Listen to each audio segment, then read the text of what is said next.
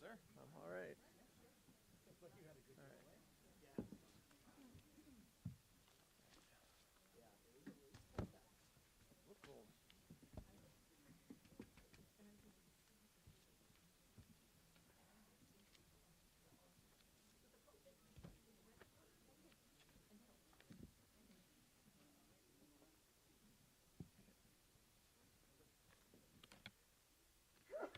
Bless you.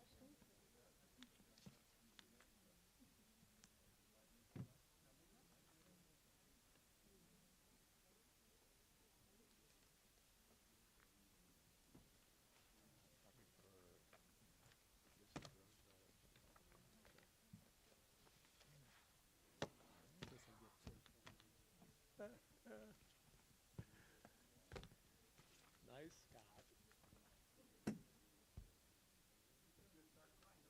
He did mention he might get a little verklempt. Okay. I heard that word in a while.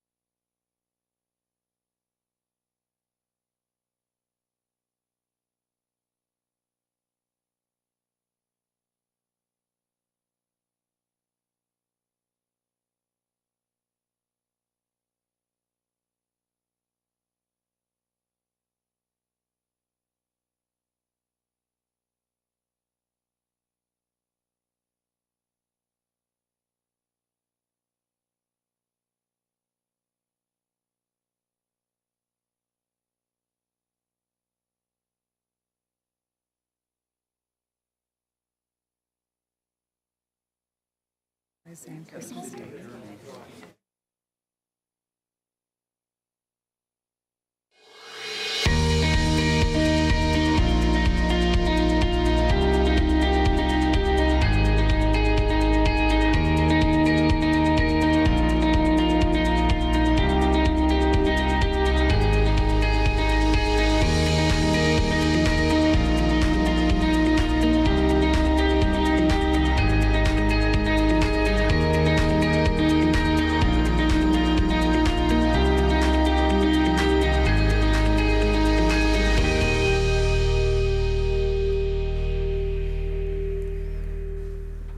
Good evening, everyone, and welcome to our City Council and Housing Successor meeting of December 21st, 2022.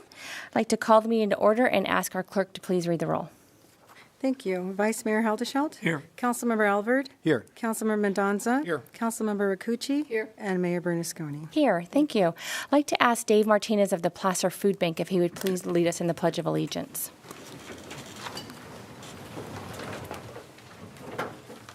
Pledge allegiance to the flag of the United States of America and to the republic for which it stands, one nation, under God, indivisible, with liberty and justice for all. Thank you. I'd like to ask our clerk if she would please announce the meeting procedures for this evening. Great. Thank you very much. Good evening, everyone, and welcome to the December 21st City of Roseville City Council meeting. If you're present here tonight and have not already picked up an agenda, they're available at the end of the staff table to your right. As a reminder, the Brown Act does prohibit our City Council from taking action or discussing items that are not listed on tonight's agenda. For the public comments, each speaker will be given 3 minutes at the podium on non-agenda items. The maximum allotted time for this particular section is 25 minutes. Speakers that would like to comment on agendized items, those appearing on the agenda tonight, have 5 minutes to express their concerns to the City Council. Time will be monitored, and once the red light begins to blink at the podium, we're going to request that you please conclude your comments.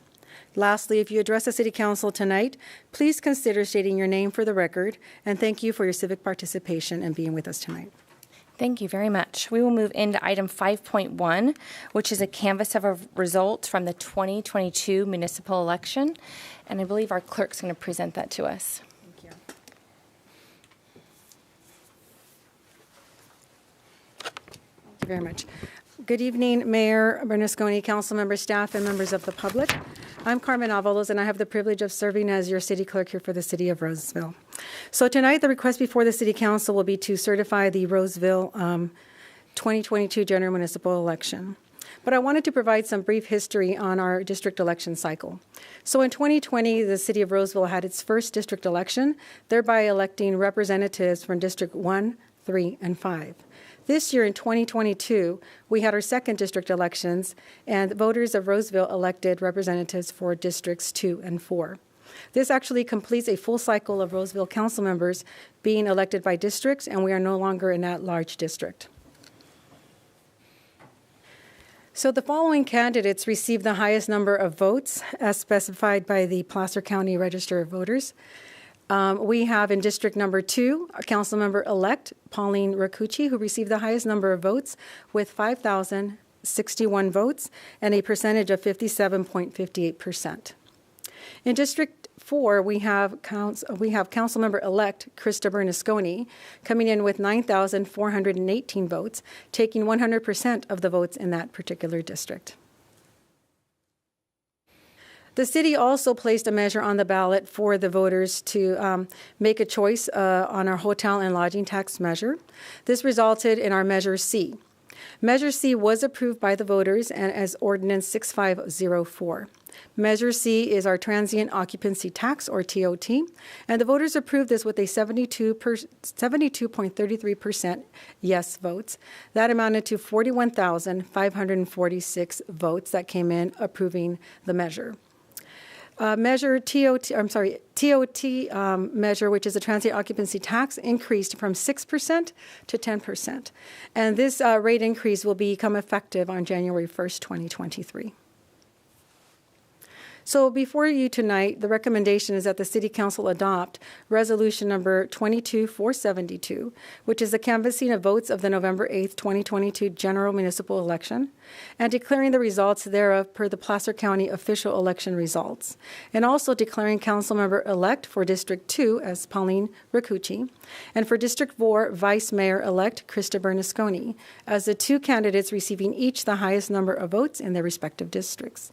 Additionally, also declaring that Measure C, the transient occupancy tax, RTOT, passed by a majority of yes votes cast at the election.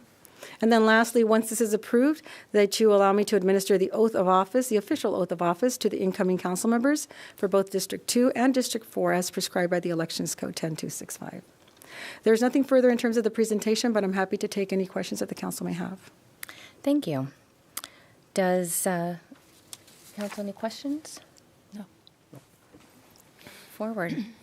So again, at this time, the motion on the floor is for the City Council to consider adopting Resolution 22472, canvassing votes of the November 8th, 2022 general municipal election, and declaring the results thereof per Placer County officials' election results, and declaring both council member-elect in District 2 as Pauline Rakucci and in District 4 as Christine Bernasconi as the two candidates receiving the highest number of votes in those respective districts, declaring Measure C, the transient occupancy tax, TOT, as passed by a majority of yes votes cast at the election. If I can get a motion, please. Excuse me, do we need a public Yes. comment on this one? Yes. Okay, go ahead. Let me open Public comment on this? Okay. Let me open this up to public comment. Is there anyone here tonight that would like to speak to this item? Okay, I'll close public comment. We have our clerk just read the motion. Correct. Can I get a motion to approve, please? So moved. Oh, a I'm second. sorry. I'm having Councilmember Alvord and a second with Councilmember Mendoza. With that, we'll start our roll call with Vice Mayor Haldeshelt, Yes. Councilmember Alvord, Yes. Councilmember Mendoza, Yes. Councilmember Rakucci, Yes. and Mayor Bernasconi. Yes. Thank you. So at this time, we're going to administer the oath of office to both Councilmember-elect Krista Bernasconi and Pauline Rakucci. If you could please rise. Stay here. Okay. Please raise your right hand. The execution of this oath is required by Article 20, Section 3 of the Constitution of the State of California. And you're going to repeat after me. I, I, please state your name, Pauline Krista Rakucci, Bernasconi, do solemnly swear do solemnly swear that I will support and defend that I will support and defend the Constitution of the United States the Constitution of the United States, and the Constitution of the State of California and the Constitution of the State of California, against all enemies, against all enemies, foreign and domestic, foreign and domestic, and that I take true faith and allegiance and I take true faith and allegiance to the Constitution of the United States the Constitution of the United and States the Constitution of the State of California, and the Constitution of the State of California, that I take this obligation freely that I take this obligation freely without any mental reservation without any mental reservation or purpose of evasion, or evasion, and that I will well and faithfully that I will well and faithfully discharge the duties discharge the duties upon which I'm about to enter. upon which I'm about to enter. Congratulations, Councilwoman. Thank you. Thank you.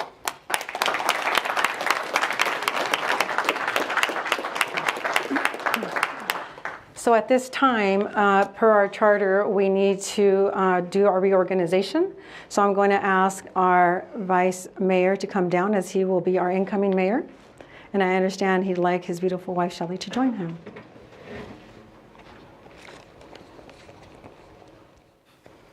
If you would please raise your right hand. The execution of this oath is required by Article 20, Section 3 of the Constitution of the State of California. And then I, I, please state your name, Bruce Haldeshelt, do solemnly swear do solemnly swear that I will support and defend that I will support and defend the Constitution of the United States the Constitution of the United States and the Constitution of the State of California and the Constitution of the State of California against all enemies, against all enemies, foreign and domestic, foreign and domestic, and that I bear true faith and allegiance that I bear true faith and allegiance to the Constitution of the United States to the Constitution of the United States and the Constitution of the State of California, and the Constitution of the State of California, that I take this obligation that I take this obligation freely freely without any mental reservation without any mental reservation or purpose of or evasion, purpose of evasion, and that I will well and faithfully that I will well and faithfully discharge the duties discharge the duties as the mayor for the city of Roseville, as the mayor for the city of Roseville, upon which I'm about to enter. upon which I'm about to enter. Congratulations, Thank you. Mayor.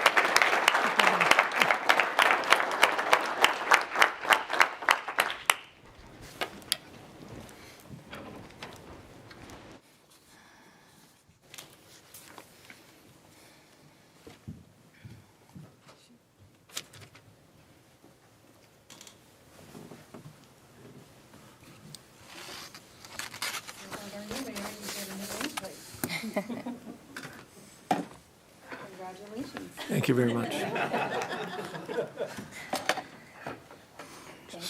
We didn't run out of consonants, did we? Okay.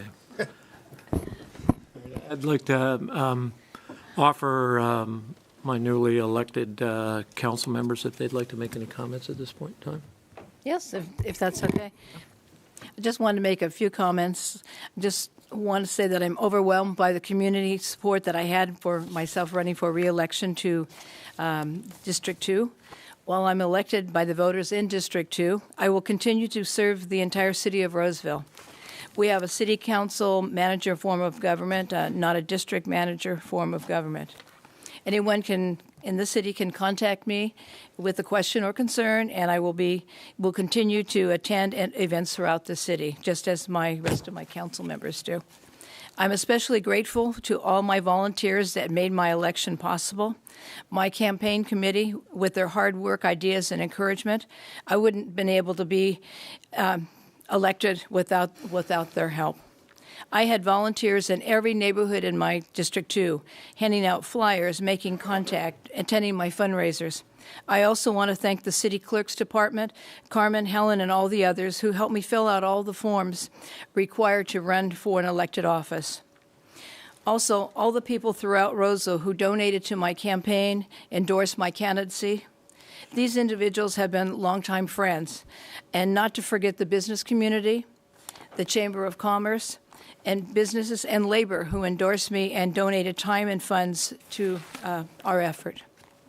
I would be remiss if I didn't call special attention to my political consultant, Chris Jones, of Chris Jones Consulting, who's been with me since I first ran for an elected office in 1989. And special thanks to Ben Bartholomew, my web design and IT expert, who took care of technical issues as they arose, and there were many. So I was very grateful. Last but not least, a special thanks to my entire family and volunteer chief of staff and treasurer, a.k.a. my husband, Richard Racucci, as of 53 years, who designed fundraiser flyers and provided most of the typing required to send out emails and notifications to community about my election effort. Thank you so much for all your support over the years. And when I met individuals and businesses on my walks and events, I was asked about my platform for the next 4 years. And that was a question I could answer easily. It will be to work to continue to provide the best governance possible with the other council members and staff to continue to make Roseville the most desirable location to live, work, play, and raise a family. This has been achieved by adhering to our city priorities that were developed with the help of the public. These have always been my common sense priorities, like public safety, fiscal accountability, and a quality of life. Roseville has won numerous awards over the years for our excellent service and safe community, with best schools, the 81 parks, and a host of other recreational opportunities as well. We recently received, in the last few weeks, an Excellence Award on how we manage our finances. The people of Roseville and residents know that the city has been a good steward of their money over the years. But it isn't just because of me, but it's also because of the present council, previous councils, and appointed commissions over the years who have listened to the community and made informed decisions. The city also hires excellent staff to carry out the day-to-day running of the city of our size. I'm proud of the quality of staff we have here in Roseville. But most of all, it's our citizens of Roseville who ultimately make Roseville the great city it is. You've always participated in city activities, commissions, committees, been involved in numerous clubs, social service agencies that help keep Roseville in their homes and off the street. Thank you for all your involvement.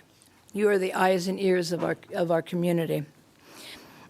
That is why when our city mayor, Bernasconi, at her State of the City address several weeks ago at West Park High School, made a special comment of our motto, "We are Roseville." It is all of you are Roseville. And that is why we have such a great city, and I'm so honored to serve another 4 years as your council member. Thank you.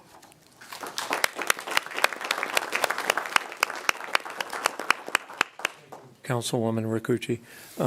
Vice Mayor Bernasconi, I know you made some comments previously. If you'd like to add to those.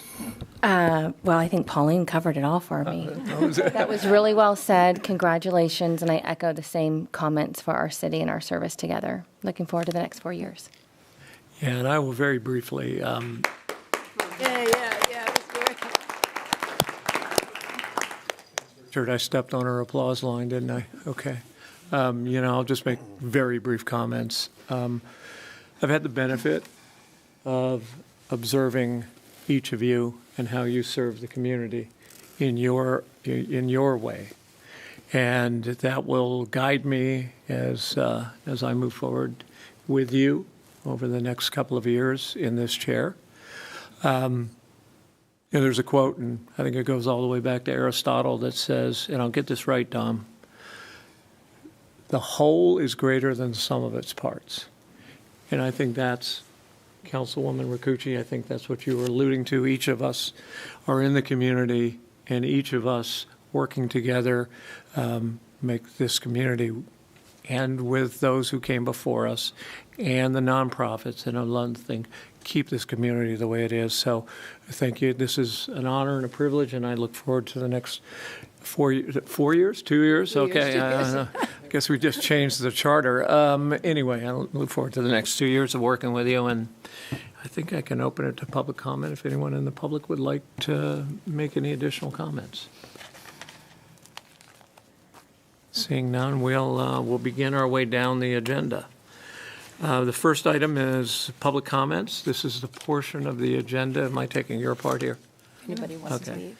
This is the portion of the agenda which anyone who would like to speak on an item not on our agenda may come to the podium. And again, you'll have 3 minutes.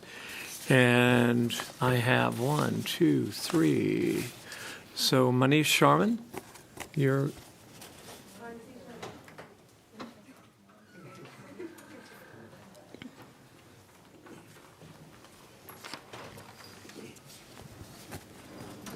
May I move this down?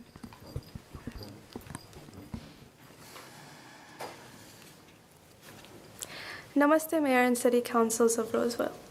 My name is Mansi Sharma, and I'm a member of the Hindu Swayamsevak Sangh, also known as HSS. I am currently a junior, and I'm a proud resident of Roseville. I would like to briefly share information about the recently concluded Seva Diwali food donation drive with you. As we enter this holiday season, the need for everyone to come together to help those in need and eliminate the hunger caused by COVID, food shortages, and the rising food prices has increased now more than ever. Chances are you've heard about Diwali before. It is also known as the Festival of Lights, which falls on the months of October or November. During the celebration of Diwali, all dharmic organizations collectively host Seva Diwali. Seva Diwali is an initiative coordinated nationally by HSS, which allows individuals, communities, and organizations who believe in the Seva Dharma to come together across the United States.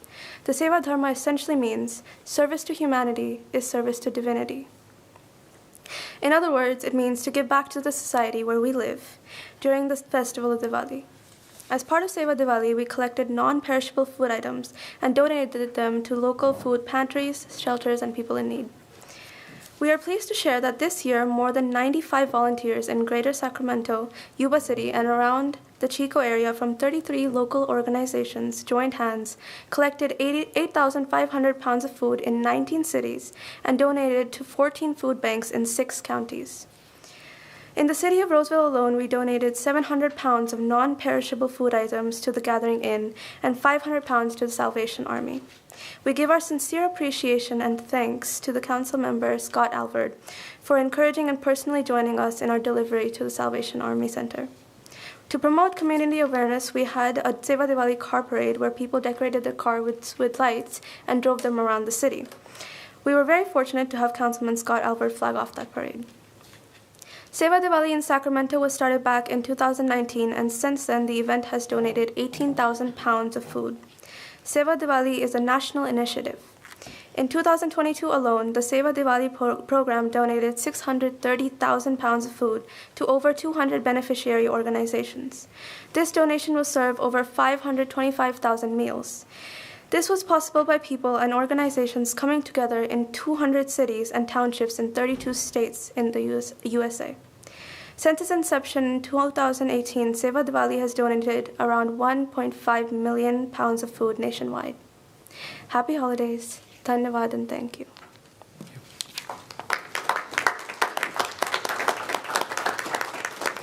And I'm going to qualify with a last name like Howdershelt. If I mispronounce, I want to learn how to pronounce. Satish Naresh. Please Satish help me Nagaraj. learn. Help me learn. Satish Nagaraj. Thank you. Namaste. Respected Mayor, Vice Mayor, all the city council members and also administrators and also the public. And my team member, she already explained about Seva Diwali, what we are doing around the Sacramento area and also the national-wide. And being myself, Board of Trustee of Indian Association of Sacramento, we are also part of Seva Diwali 2022. So this year, we have donated around 8,500 pounds of perishable goods to 33 dharmic organizations. And I'm going to mention all the partner organizations and also beneficiary list right now. The total 33 dharmic organizations: Amma's Satsang, Annapurna USA Foundation, Art of Living Sacramento, Brahmakumari Spiritual University, Chinmaya Mission, Divya Jyoti Jagrati Sansthan, Ekal Vidyalaya Foundation, Foga USA, Falsam Hindu Temple, Gayatri Parivar, Gujarati Samaj of Sacramento, Jain Center of Greater Sacramento, Hindu American Foundation, Artfulness, Hindu Swayam Sevak Sangh, Indian Association of Sacramento, ISKCON, Kannada Sangha of Sacramento, Lakshmi Narayana Mandir, Elder Creek, Autonomous Group, Overseas Volunteer of Better India, Sacramento Tamil Mandram, Sai Samiti Sacramento, Seva International, SKY Sacramento, Sri Narayan Hindu Temple Yuba City, Sri Siddhivinayaka Cultural Center Sacramento, Suvidha International, SV Temple Folsom, Telugu Association of Greater Sacramento, Vaishnav Inner Faith Pushti Margi Organization, Vish Korane Foundation, Vedanta Society of Sacramento. The beneficiary organizations around Sacramento: Orangevale Fair Oaks Food Bank of El Dorado County, Cameron Park, El Grove Food Bank Services, El Grove, The Gathering in Roseville, Rancho Cordova Food Locker, Starting Point of Refugee Children, El Grove, Stacy's Helping Hands, Rocklin, Twin Lake Food Bank, Folsom, Lowe's and Fishers, Sacramento, Yuba Sutter Food Bank, Yuba City, Hands of Hope, Yuba City, Torres Community Shelter, Chico, the Salvation Army, Roseville, Fourth and Hope, Davis. So far this year, we have donated around 8,500 pounds, and our next year plan is to double what we have done this year. Thank you. Dhanyawad. And the next speaker is Smriti. Come pronounce it for me, please. Teach me. Smriti. It's okay. I'm sorry, say it. Oh, Smriti. Smriti. Yes. Okay. All right. Good evening and namaste. My name is Smriti Deshpande. I am a volunteer for the Hindu Swayam Sevak Sangh, also known as HSS. I am a high schooler and a proud resident of the city of Roseville. Today, I'd like to announce the 16th annual Health for Humanity Yogathon, or Surya Namaskar Yajna, organized by the Hindu Swayam Sevak Sangh. The 16-day event aims to create awareness about yoga and its advantages in achieving a healthy body, mind, and spirit. Surya Namaskar integrates simple yoga postures in 10 steps that, with simple breathing exercises, can provide immense health benefits to both the body and the mind. Each year, on January 14th, Hindus worldwide celebrate Makar Sankranti, a day that marks the changing of the seasons. Makar Sankranti ushers in longer days, which is why the festivity symbolizes sunshine in life. To mark this occasion, HSS has organized the Health for Humanity Yogathon from January 14th to January 29th of 2023. HSS initiated this health awareness project in 2007. Since its inception, participants of all faiths and beliefs from 43 states have actively taken part in the Yogathon through yoga centers, community organizations, schools, and colleges. Collectively, we have participated in and performed over 4 million Surya Namaskars. Community leaders and many elected officials across the nation have shown their appreciation for this initiative and encouraged their residents to participate and gain the benefits of an overall healthy lifestyle. This year, HSS invites community groups, yoga centers, students, and individuals to learn and participate in the Health for Humanity Yogathon. This program is open to people of all ages, genders, and races, and we aspire to collaborate with the city as much as possible to reach out to members of our community. Our goal is to get as many people as we can from our city to reap the benefits of this initiative. On behalf of the Hindu Swayam Sevak Sangh and the local Hindu community, we wish you all a very happy holidays. Dhanyavad, and thank you for listening.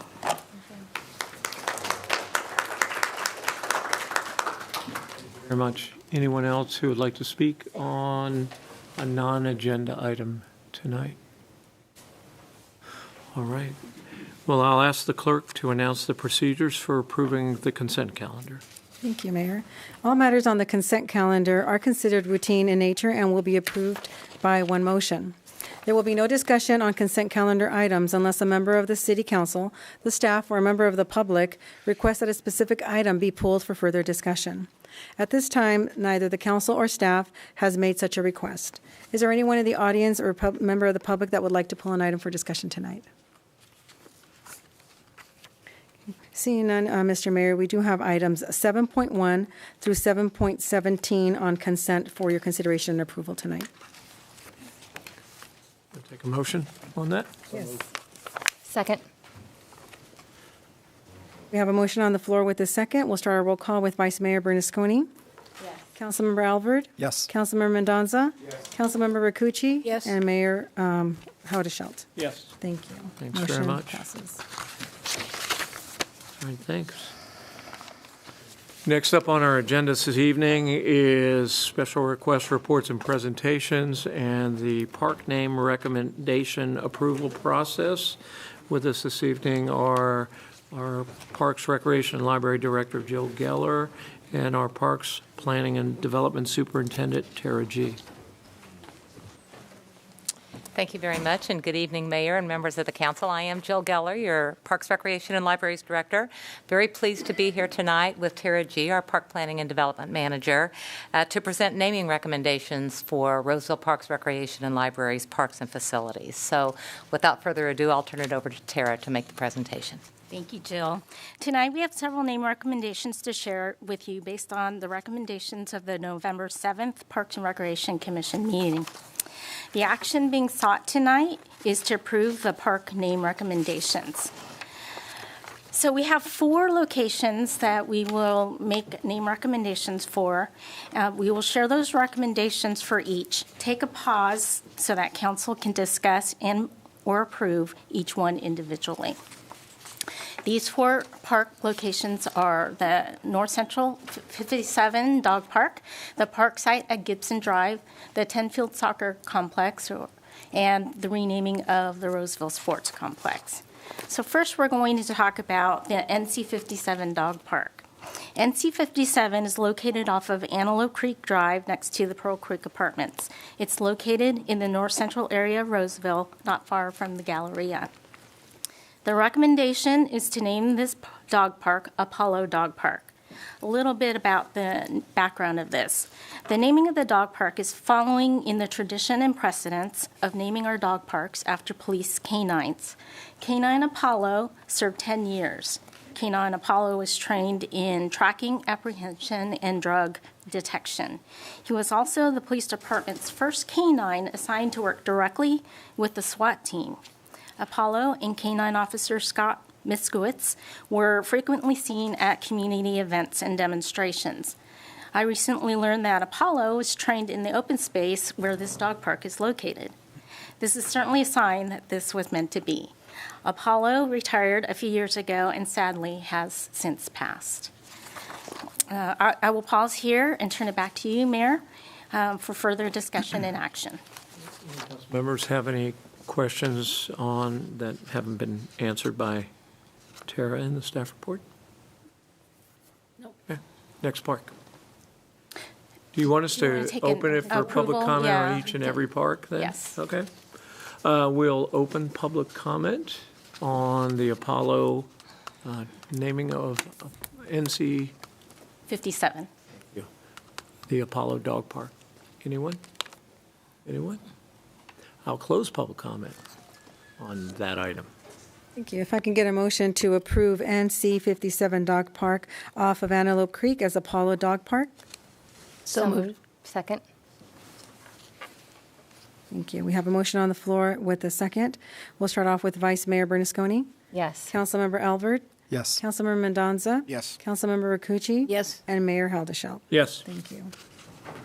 Next park. All right, the next two recommendations are somewhat related. Both facilities are intended to be regional draws and are designed to host statewide and regional tournaments. Large recreational complexes provide an attractive opportunity to sponsors, including naming rights. Sponsorships will help offset operational costs. Recommendations for both the park naming subcommittee and the Parks and Recreation Commission considered that should the naming sponsor be secured, that the facilities' names should not replace a park name after a person or persons. As such, it was felt that these recreational complex name recommendations be more generic, yet descriptive, so that a corporate sponsor could be added while maintaining the facility's original name. So with that, the next site is the park site at Gibson. The location is near the Galleria on Roseville Parkway and Gibson Drive. The approved design includes 12 pickleball courts, 10 tennis courts, and 3 basketball courts. The courts are intended to be lighted, and the design includes support features such as restrooms and seating areas. The Parks and Recreation Commission recommends either Gibson Court or the courts at Gibson Drive. So again, I'll pause here, return it back to you, Mayor, to discuss and take action. Councilwoman Rakucci, any questions or comments? Maybe just a comment. I thought this park is very unique because they're courts. You know, you don't have a swing, you don't have that, they're courts. So I think it's important to have courts in it so that if you were looking to see what's on this, at the park, you get it. And that it says parks in it. So anything that says to me courts at Gibson Park, similar, that would be something I'd be interested in. It'd be directional and people would know what was happening. Councilmember Mendoza? No comments. I just like that they carried the Gibson theme through, so I like it. Councilman Albert? I heard conversation about, instead of saying courts at Gibson Drive, saying courts at Gibson Park. And I was curious if you had any feedback on that at all, how that conversation came about. No, we haven't had any conversation about that. We talked about it being a park site, the location on Gibson Drive, and the recommendation from the commission was the courts at Gibson Drive. But the council can certainly choose to call it the courts at Gibson Park if they so choose. Is one or the other a better marketing name at all? I think the courts at Gibson Park gives it a nice park feel to it. It is a park property, and so I have no qualms about that. Courts at Gibson Drive is descriptive as well. What is the name of the apartments there? Are they Gibson Apartments or Gibson Drive? No, I believe they're condos, and I think they're venue. Yeah, that's right. Okay.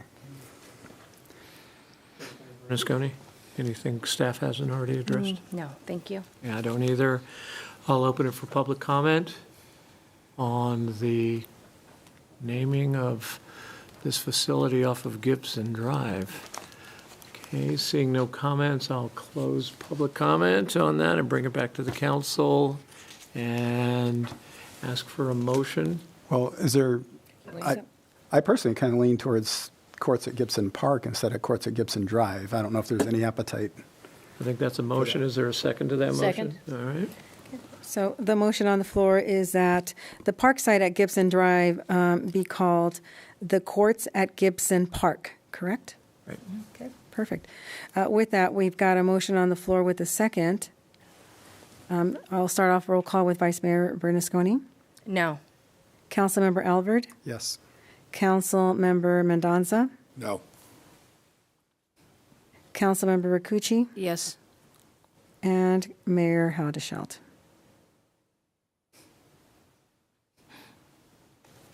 Yes. Thank you. Motion passes 3-2. Thank you. All right, I'll move on to the next one, and this is the 51-acre 10-field complex described just earlier. This is located off of West Brook Drive at Brookstone. It is immediately west of the wastewater treatment plant. This is planned to be a premier facility for various sports that utilize rectangular-shaped fields. In addition to serving our local sports needs, the vision of this facility is also to attract regional, statewide, and national tournaments, which will be an economic driver for the city. The recommendation from the Parks and Recreation Commission is either Roseville Soccer Complex or West Roseville Soccer Complex. While the complex will not be limited to soccer, the Commission's thought is that this name provokes a recognizable image. Lacrosse, flag football, and ultimate frisbee teams know that their sport is well suited to play on a soccer field. Staff will soon be working to recruit regional and national tournaments. These tournaments may select locations 12 to 24 months in advance. So there is a need to name this complex at this time, even though it won't open until 2025. Staff will also be soliciting a naming sponsor, and a more generic name lends itself well to adding a sponsor name. So again, I'll pause, turn it back over to the council to discuss and take action. All right, Councilman Albert, any questions or comments on this? When I first heard it, my concern was just the word soccer, but I do know that's a big name, even though I think lacrosse is growing faster.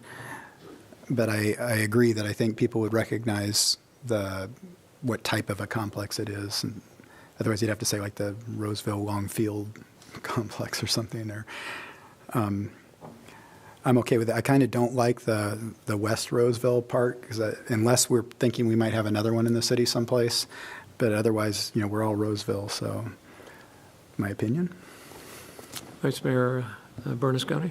Yeah, I'm on board with not having West in there, and I share the same concerns around soccer, because there's going to be many sports that are going to be played there, but I'm also fine with Roseville Soccer Complex. And then the other thought is that if we did name it like Roseville Sports Complex, I don't know if that would be confused with what we have currently at Mahaney. I think that was the thought behind that. So, Councilwoman Rakucci? I also agree that I think it needs to be regional. It's like, we have Maidu Regional Park. It doesn't say North Maidu. It's, I think so. I like it just saying Roseville. I'm probably, I know they're going to play soccer, but they'll play other things. And I heard the conversation about Roseville Sports Complex. I like that. Is it plain? Yes. But I think it kind of gets the sense, and if we ever going to have another name with it, I think that would work good. I'd rather go with something like Roseville Sports Complex. And I know we have a sports complex now, and I think that's probably going to come up, that if we look at changing that to fitness center. So, but I would be going with something that was the Roseville Sports Complex, so that people know that there's more than soccer. Councilman Mendoza? I'm on board with my colleagues. I'm not a fan of putting the word West in the title of this, or any of our parks, as far as putting those types of names on them. So, Okay. Well, we'll open it up for public comment. Seeing no public comment, we'll close public comment, bring back to the council, and entertain a motion. Thank you. So the motion on the floor will be that the 10-field Longfield Complex be named Roseville Soccer Complex. If I can get a motion to approve? Well, did I hear Roseville Sports Complex? We need to talk about that more? She said one had. two. It was the one with the West and the other one. But we can add one more if we want to. Oh, okay. Can't we? Yes. Yes. Do we have a motion for the other one? So do you want? can I ask a question of staff? Our notes tell us that it was the Parks and Recreation Commission that felt that Roseville Sports Complex was too generic. Does staff feel that same way? Are there any staff concerns around not having the word soccer in there, but having sports in there instead?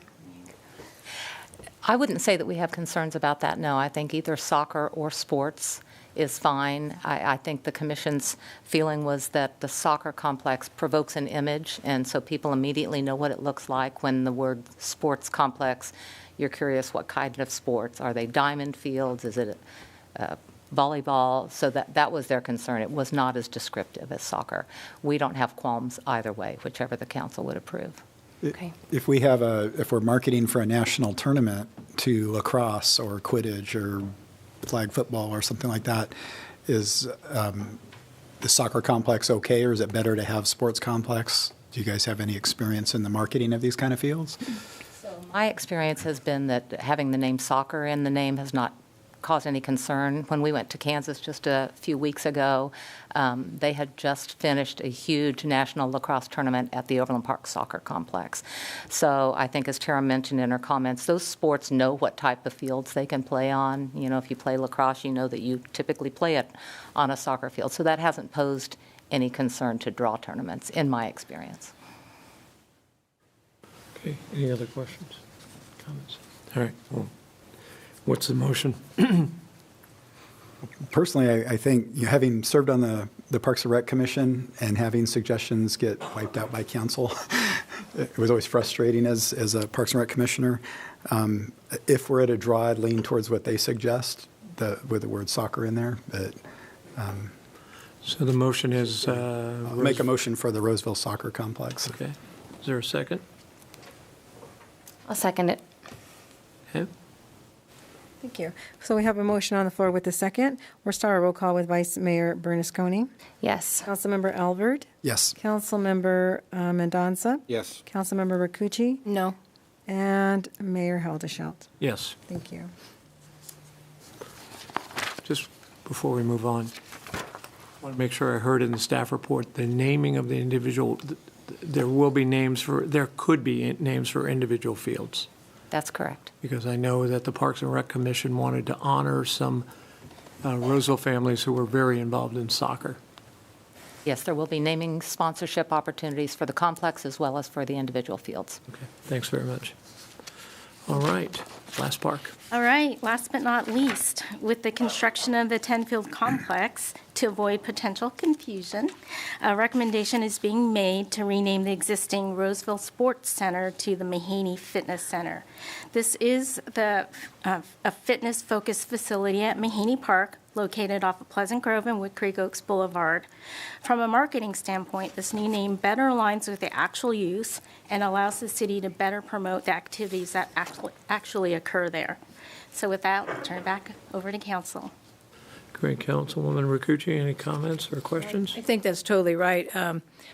It's at Mahaney's Park, so to name the center Mahaney, I think, is appropriate, and also the fact that it has a lot of fitness equipment and it does a lot of health promotions, and so I think that's a great idea. Councilmember Mendonça? I agree with Councilwoman Rakucci. And Councilman Albert? Does this include the ball fields? No, it would just be the building itself, which the building is the sports center. Okay. So it does not affect any of the outdoor facilities. What are the ball fields called? There's one named, now you're going to put me on the spot. Sorry. There was They one have named. names, though, separate names? I think there's only one that's named. Okay. So, but most people just refer to the softball fields or the baseball complex at Mahaney. Over at the Mahaney Fitness Center. Mahaney. So the fitness center, or the Roseville Sports Center, is actually the building, less the utility, libraries and utility exploration center. Got it, okay. Vice Mayor Bernasconi? No comment. Okay, I'll open it up for public comment. And closed for public comment, and bring it back to the council for a motion. Let me read the motion. So the motion is to rename the current Roseville Sports Center to the Mahaney Fitness Center. If I can get, thank you. Second. Thank you. So we have a motion on the floor with a second. We'll start our roll call with Vice Mayor Bernasconi. Yes. Councilmember Alvord. Yes. Councilmember Mendonça. Yes. Councilmember Rakucci. Yes. And Mayor Hildeshout. Yes. Thank you. Motion passes 5-0. Okay, thank you. Thank you. And go out and play, okay? All right. Next up on our agenda is council discretionary funds, item 8.2, the Downtown Roseville Partnership.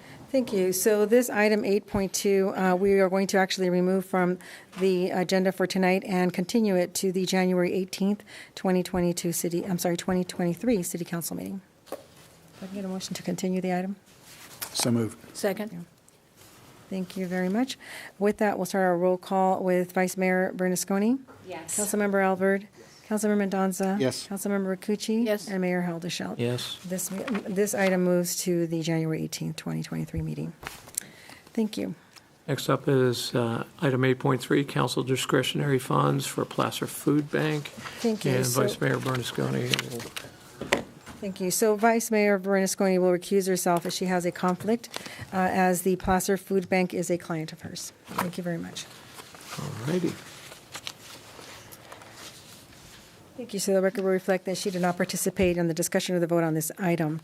But this item came before the City Council at a request from the Placer Food Bank Pantry to request $2,500 to be able to utilize it for the Food Bank Pantry to Go food assistance event that will be held through Denials Farmers Market in Roseville.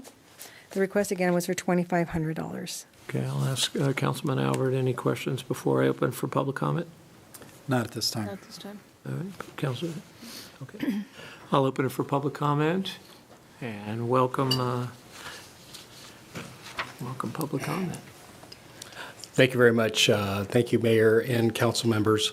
My name is Dave Martinez. I'm the Executive Director of Placer Food Bank. I've been before this council a few times and appreciate you giving me the opportunity to speak. As many of you may know, we're a Feeding America food bank that covers 3 counties.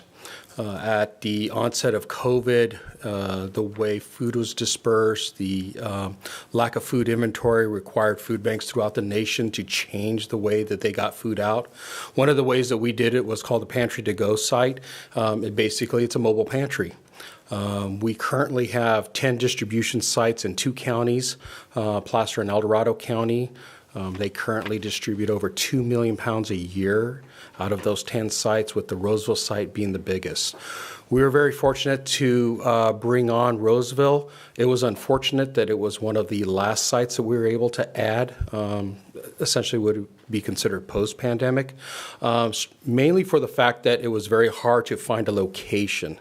In many of the other counties that we do the distribution sites, we are allowed to distribute out of retail parking lots or mostly out of city parks. Unfortunately, the city of Roseville does not allow that to happen within the city, and so it really postponed us being able to address food insecurity to the residents of Roseville. Since that time, we were able to locate a big location, which is the Denials auction.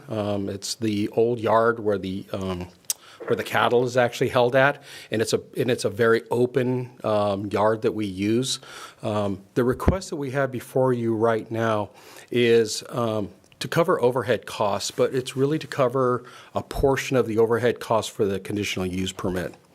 The conditional use permit for this particular site cost us almost $5,000.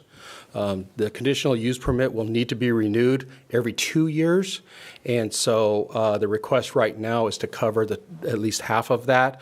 But I think I would welcome any ongoing conversations later on to see if there's a way to extend the time frame of the conditional use permit. That $5,000 for in our industry equates to about 75,000 meals. Currently, the Roseville distribution does about 800 families every month, and to the tune of about 48,000 pounds in a 2-hour period. Again, I appreciate you allowing me to share some context to this request, and again, would welcome any further conversations, and I'm available for questions. Thank you, Dave. Maybe one. I have one. One question? Hi, Rick. Yeah, I was concerned too when I know that you have to have a permit to do this, and I didn't know if it was every year or how it was. So I asked staff ahead of time that, and it's only one time. You unless something is, Okay. as long as you abide by what the rules that you signed up for. Okay. You're not going to be charged again, and I know that. That's great news. Thank you. Yeah, I didn't know, so that's how come I. Yeah, So, I read some literature. It was every 2 years, but obviously I could have read something that was incorrect. So. Well, that'd be great if it's only once. So as far as I Right. know, it's better. So I just wanted to mention that, Get it. and because I think the work that you do is really, really good, and I know that I think the cost of it just depends on something else, it could be even less than the $5,000 that you had to pay. But I just wanted to bring that up. But I'm glad you were able to find a spot in Roseville and that you're helping people. Thank you very much. Councilmember Mendoza? I have a couple of questions. I'm glad Councilmember Rakucci brought that up because I also asked that question. Carmen, what do we have in our discretionary funds right now? We currently have $16,321. So after hearing, and I'm familiar with the work they do, and we're lucky as a region to have them, I'm in the mood to make that 2,500. If the council wants to have a discussion, to bump it to 3, just to get them closer. Because I know they have to bear this, and they are going into a new location, and I know exactly where they're at. And I've been out there a few times, and I know also that this time of year, across the country, food banks tend to give out more food, and they're going to be starting off the new year having to replenish on top of expanding their footprint here. So I think that as a council, if we could help them out, to cover a little more of that 5,000, I wanted to propose that to my colleagues and see if there was any willingness to do that. Okay. Anything else? No. Okay. Councilman Albert? Yeah, when I dug into this one myself to try to find out why, because I know you'd gotten some grants from our Grants Commission, which is awesome. Mm-hmm. And if this was an ongoing thing, I would ask you to, in the future, go to the Grants Commission, to help cover that, because you have a really good case for that. Sure. The one thing I'm worried about is I don't want council to get in the habit of paying for conditional use permits, because that's not what our funding is for. But you do make a very good case, and I am comfortable doing the 2,500. I would even be okay with the 3,000 in this case, to help get you going on it. And it does sound like we don't have to worry about it again, so that's great. Mm-hmm. But I do appreciate the work you do. I just hope we don't get into a conditional use permit coverage in the future for every organization that needs one. But you guys do a really good job, and we appreciate what you do. So thank you. I don't think of it as that way. I mean, I know you're talking about conditional use permit, and I certainly wouldn't be sitting here and saying that I want to pay for it for you, to be honest with you. Understand. But it's a cost that you have to bear. I mean, it's like new truck to move things, but I'm perfectly willing to want to give you money for providing food to Roseville and gas for the truck and all that. But I'm not good at when I'm talking here about it. I'm not paying for your conditional use permit. I'm paying for your food. Councilwoman Rakucci, I think you raised an important fact. Mr. Isom, is a conditional use permit valid for 1 or 2 years? All the time. Or one and done? Good evening. Mike Isom, Development Services Director. Conditional use permit runs with the land, so as long as the use continues in operation without a break of more than 6 months, the use permit is valid indefinitely. Yes, and just to clarify, the deposit amount paid was $5,000. They'll be due a refund because conditional use permits are actual cost, full cost. We didn't charge the full amount, so they will get a refund. Probably about $1,000. We're about a month or 2 behind on invoicing, but we'll get that out shortly. And just let the record reflect that our city manager knew the answer to the question. I could have called on him. So, real quick, so to make sure I'm tracking and the folks at home are following too. So a conditional use permit is $5,000, right? Or thereabouts? Well, it's full cost. The use cost. permit deposit is actually $9,000. We were able to reduce it just because we knew it wasn't going to take as many hours as an ordinary conditional use Right, permit. but in this would take. particular case, after all the reductions and everything. Yeah, it was $5,000 deposit, but then we bill our actual time and materials against that deposit. And we estimate that there's somewhere in the neighborhood of $1,000 coming back at some point. That's my guess. We were just looking through our records. We haven't finalized the invoicing yet, but that would be my guess. So that means that Mr. Martinez, or the food bank here, is on the hook for 4 if the council so moves to do 2,500. So you're really only in the whole 15, which is a little better picture than when you walked in. You thought you were going to do this every 2 years, and you were 2,500 in the hole. For 2 years, I was happy with just the one time. Okay. Thank you. Mr. Martinez, anybody else, any other public comment on this item? I just had a question. Dave, how long have you been in Roseville now? 1970. I mean, I shouldn't say at Denials at this. Yeah, you've been here forever. The new site that you come once a month at Denials. We're coming up on just about a year now. Okay. If there's no other Thank you. public comment, I'll close public comment and entertain a motion. Thank you. So the motion for tonight is that the City Council consider a request for $2,500 from council discretionary funds for the Placer Food Bank Pantry to-go food assistance event at Denio's Farmers Market in Roseville. So moved. Second. Thank you. We have a motion on the floor with a second. We'll start off our roll call with the record will reflect that Vice Mayor Bernasconi did not participate in this action or on the vote. Next will be Councilmember Alvord. Yes. Councilmember Mendoza. Yes. Councilmember Rakucci. Yes. And Mayor Haldeshelt. Yes. Thank you. And thank you for the good work. I had an opportunity on Saturday to lift a lot of boxes and things like that. So did Vice Mayor Bernasconi. Merry Christmas.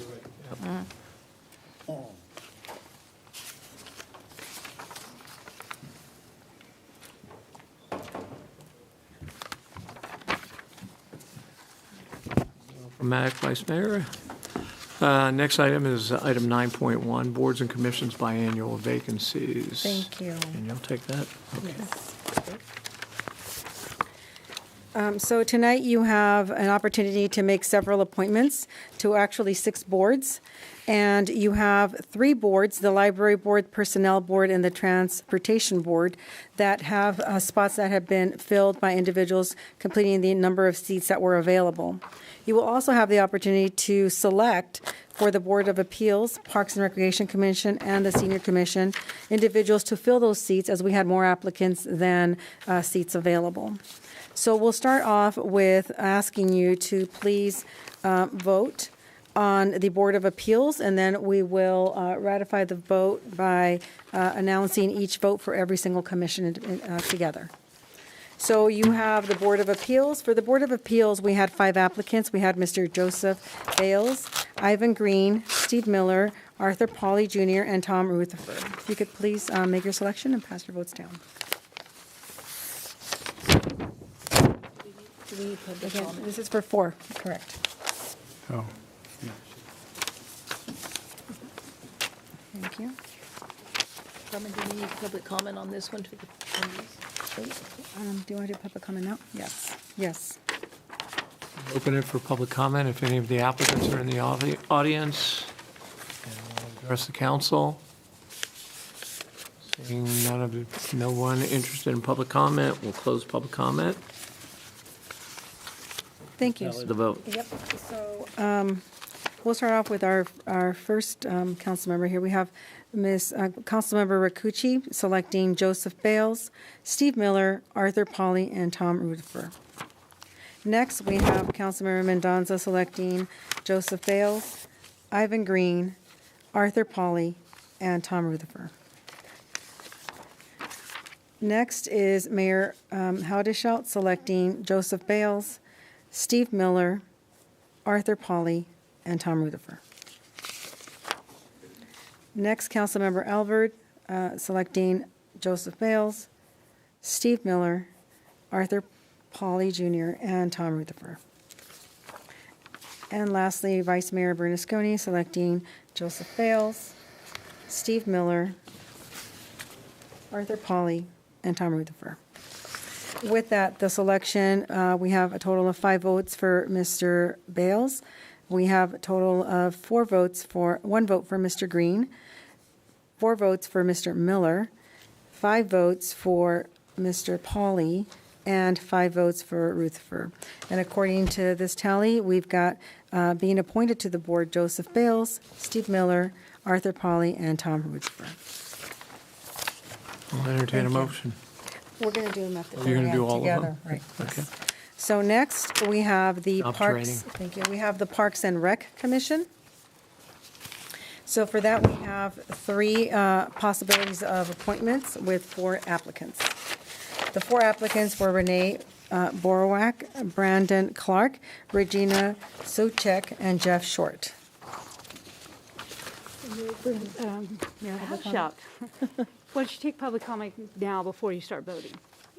I'll open it for public comment if there are any of the applicants in the chambers that would like to address the council, or anyone else who would like to address the council on these appointments. Seeing none, I'll close public comment. Thank you. If you would please take your votes and hand your ballots to me. Thank you. Thank you. So Councilmember Rakuchi's selection is Renee Borovac, Regina Suchek, and Jeff Short. Next, we have Councilmember Mendoza selecting Renee Borovac, Regina Suchek, and Jeff Short. Councilmember Albert selecting Renee Borovac, Regina Suchek, and Jeff Short. Next, we have Vice Mayor Bernasconi selecting Renee Borovac, Regina Suchek, and Jeff Short. And then lastly, our mayor has selected Renee Borovac, Regina Suchek, and Jeff Short. With that, we have 5 votes for Renee Borovac, 0 votes for Brandon Clark, 5 votes for Regina Suchek, and 5 votes for Jeff Short. That being the case, Ms. Borovac, Suchek, and Mr. Short will be the appointees. And next, you want to open it for the Senior Commission, public comment? Let's open public comment for the Senior Commission.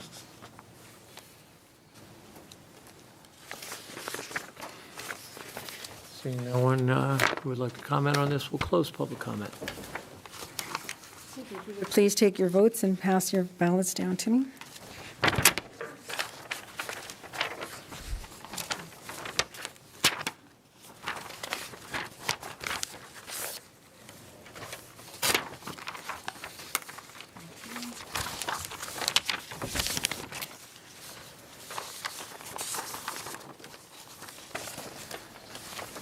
Thank you. We'll start off with Councilmember Alvord selecting Eugene Cheng and Nicole Zamora.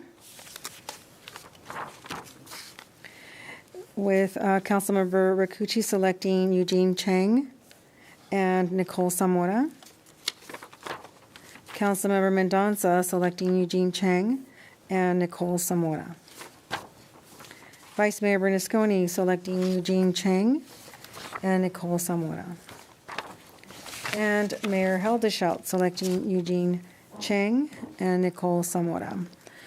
With that, Eugene Cheng gets 5 votes, Barbara Harmon gets 0 votes, Cheyenne Lee gets 0 votes, Nicole Zamora gets 5 votes. That makes Ms. Eugene Cheng and Nicole Zamora the appointees for the Senior Commission. Okay.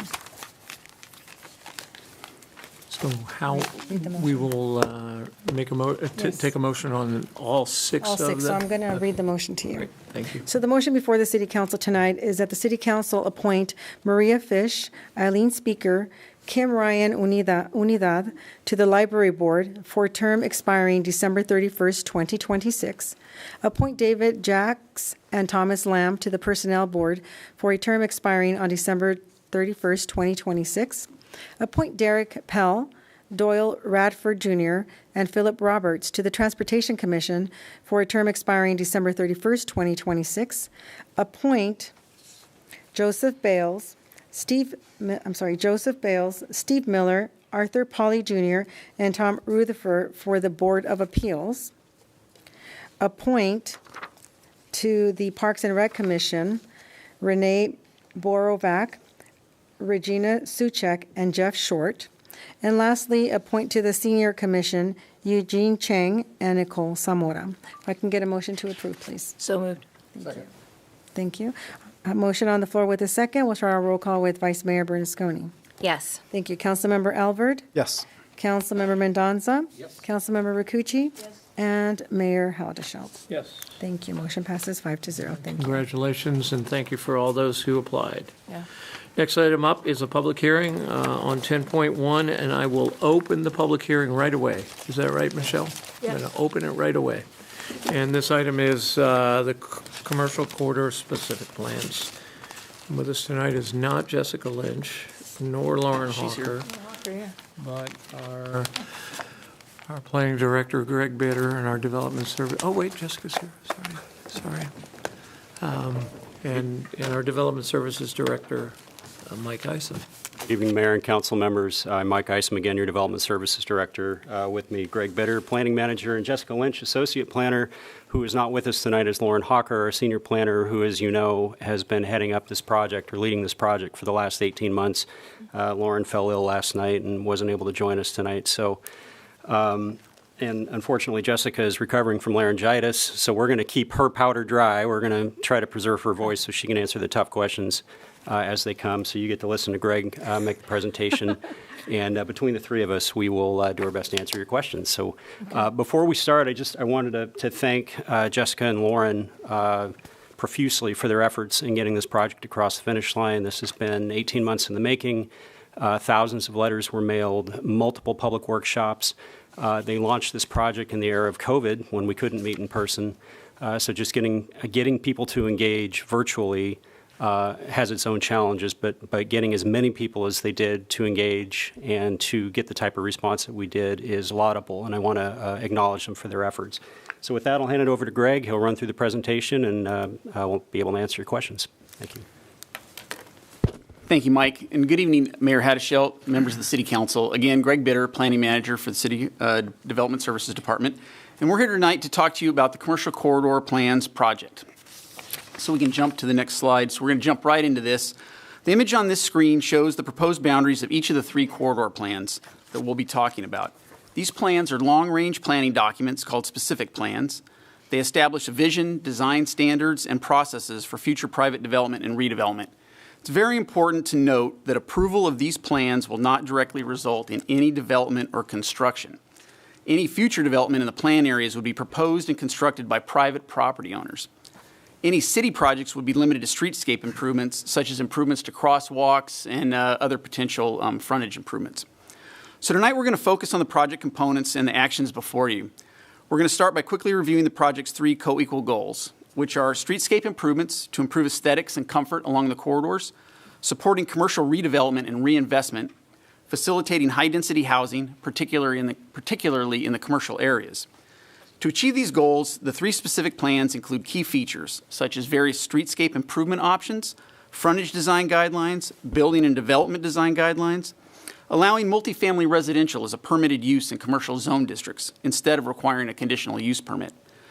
The correction of several land uses to be compatible with the existing zoning districts, and similarly, for a few properties, changing the underlying zoning districts. We're going to replace most of the planned development ordinances within these three areas with standard zoning districts. And finally, we've completed a utility capacity study that has shown that there's capacity for additional residential units in the three areas. Specifically, there's a capacity for an additional 50 units in the Atlantic Street corridor, an additional 200 units in the Douglas Harding corridor, and an additional 600 units in the Douglas Sunrise corridor. So we can jump to the next slide. And I'd like to give you a quick review of the process that brought us here to tonight's hearing. Mike talked about the immense amount of outreach that we've done. In 2020, 2021, and after City Council direction for staff to prepare these corridor plans, we began working right away to figure out the issues, the goals for what we wanted to achieve in these areas, and which areas to include and exclude. We also secured funding to help defray some of the costs for putting these plans together. So staff held the first outreach event in June of 2021. This included a virtual walking tour, an open house, and a survey of residents, property owners, business owners, interested parties. We published draft land use maps in December of 2021 and held another virtual community workshop in February of this year. So based on the feedback we'd received, we made revisions to the maps and created plans for each of the commercial corridors. The staff felt balanced the needs and desires of as many stakeholders as possible, while still setting up the plan in a way that met the project goals.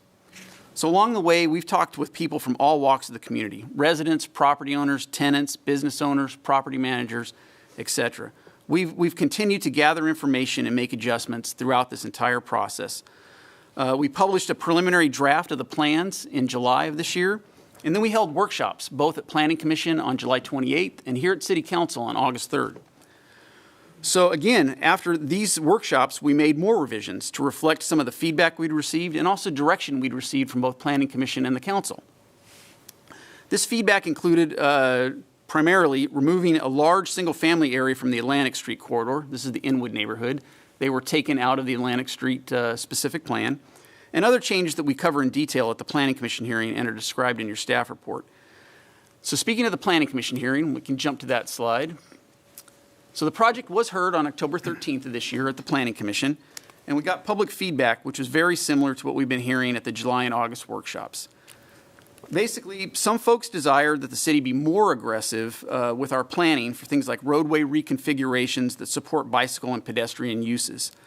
Other feedback we received from the community, there was an expression of general concern about changes that have taken place and that are planned in the city, including concerns about more housing and general concerns about how these changes have affected crime and issues related to the unhoused. And finally, there was some concern brought up regarding the overall outreach efforts. At the conclusion of the hearing, the Planning Commission unanimously recommended the Council approve all of the entitlements associated with the Commercial Corridors project, which now brings us up to the actions before you tonight. So the first action is going to be a requirement for a general plan amendment. The general plan amendment will do the following. It'll amend the actual text of the general plan documents and add references to the new plans and the land use element. It'll amend the general plan land use map to reflect the land use designation changes in the plan. It'll also correct land uses. The land use around the Dry Creek open space area is currently low density residential. The proposal is to change that to open space. We also are proposing to remove the land use designations that are over the arterial roadways within and adjacent to the plan area, which is consistent with current city practice. All of the new specific plans do not have land use designations over arterial roadways. And finally, the proposal is to update all of the figures in the general plan where the city land use map is used as background information. So we go to the next slide. The next item for your consideration is the adoption of a resolution or several resolutions to approve each of the new specific plans. Each plan includes chapters on the background and setting, land use, circulation, utilities, design guidelines, and implementation of the plans. Again, I'll reiterate that the plans include water and sewer technical studies to ensure that there is an overall capacity spread out over these three plans that would support an additional 850 units. And once again, to make sure that it's clear, that would allow up to 50 more units in Atlantic Street corridor, up to 200 more units in the Douglas Harding corridor, and up to 600 more units in the Douglas Sunrise corridor. That has been throughout the creation of this plan, that 850 units and where they're allocated has been a point of concern with the community. This slide, so the staff report goes over features of the plans in detail, but we wanted to summarize the key features, and that's why we have this slide up here. So the specific plans include specific design standards that apply where multifamily and commercial development is located next to single-family homes. This is one of the key features that, again, drew a lot of public comment. And this graphic will show you that the design guidelines in the specific plan are going to require a minimum of 8 feet of landscape setback anytime single family is adjacent to commercial or multifamily. There's building height limitations when this multifamily or commercial is within 30 feet of a single family property. This is known as the step back rule. And there's also requirements to avoid routing new development traffic onto local residential streets. So again, this graphic is within each of the specific plans. Within the Atlantic Street and Douglas Harding plans, we have multifamily residential design standards that require the use of traditional building design features and materials.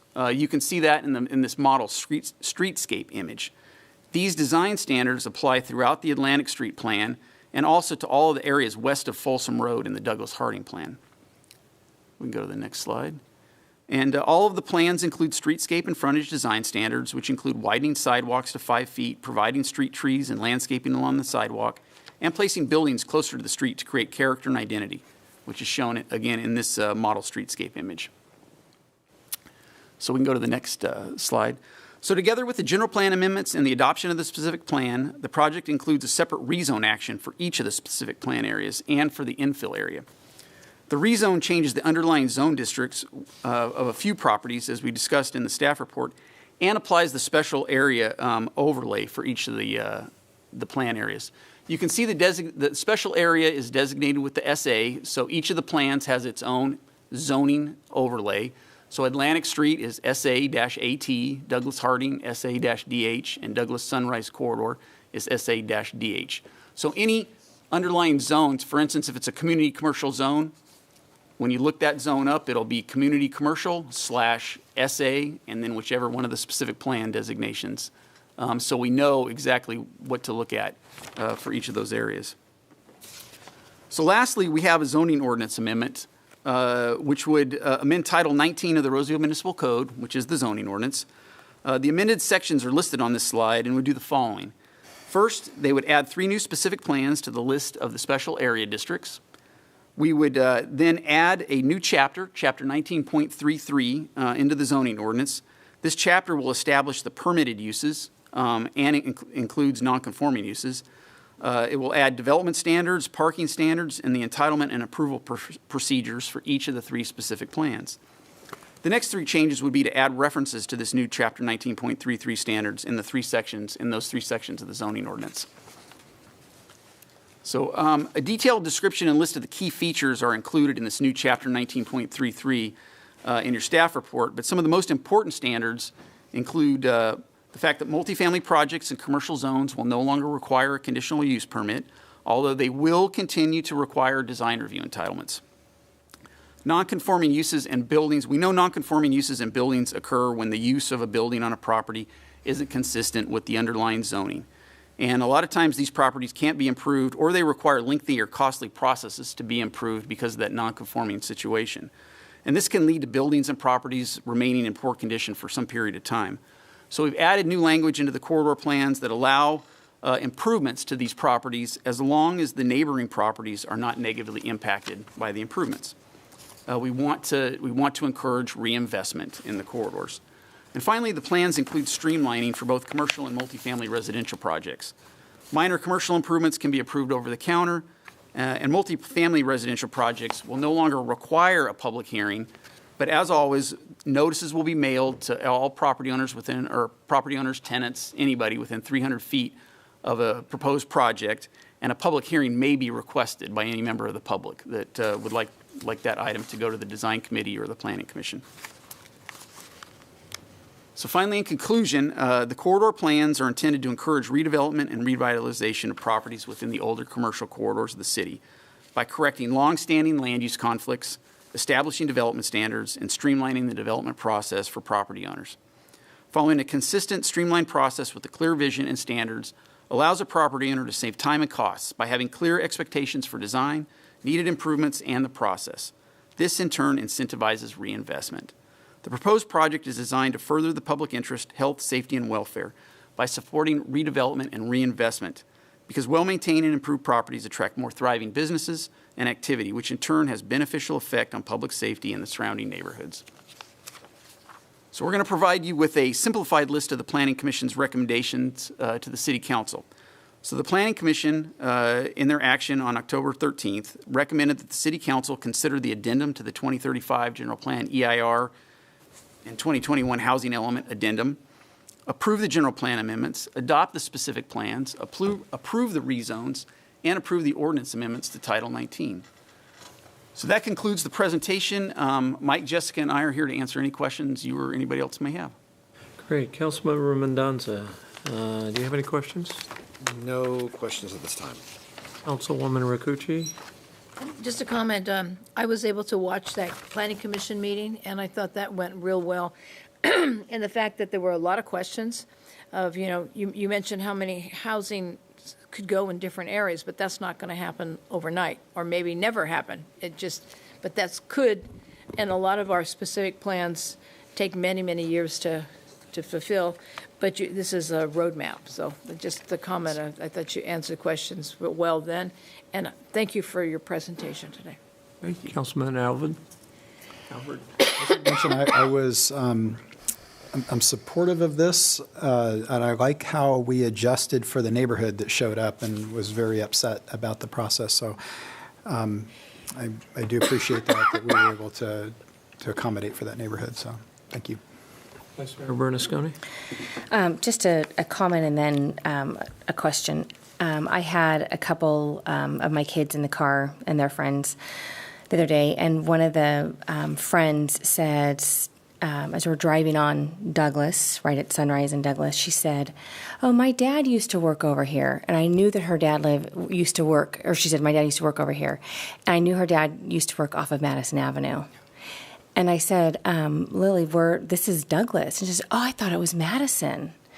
And I just like hung my head. And you know, that I think is why we have been working on this for so long, is that we don't want that. This is, you know, a core corridor in our community, an area, you know, I grew up very close to here. And so, you know, and we have heard businesses who have said, you know, they don't even direct traffic east on Douglas anymore. They have them go to Eureka and around. And this is really a prime opportunity. So my question, I know I've talked to you offline and in meetings about this. So assuming that this gets approved tonight, you know, the last thing that we want to do is have this approved and then just sit dormant, you know, because we are going to be asking or hopefully encouraging these property owners who live all over the world to do something and to have them perform or in a way that is more meaningful. So in a very high level, can you just explain like what is next? So to ensure that like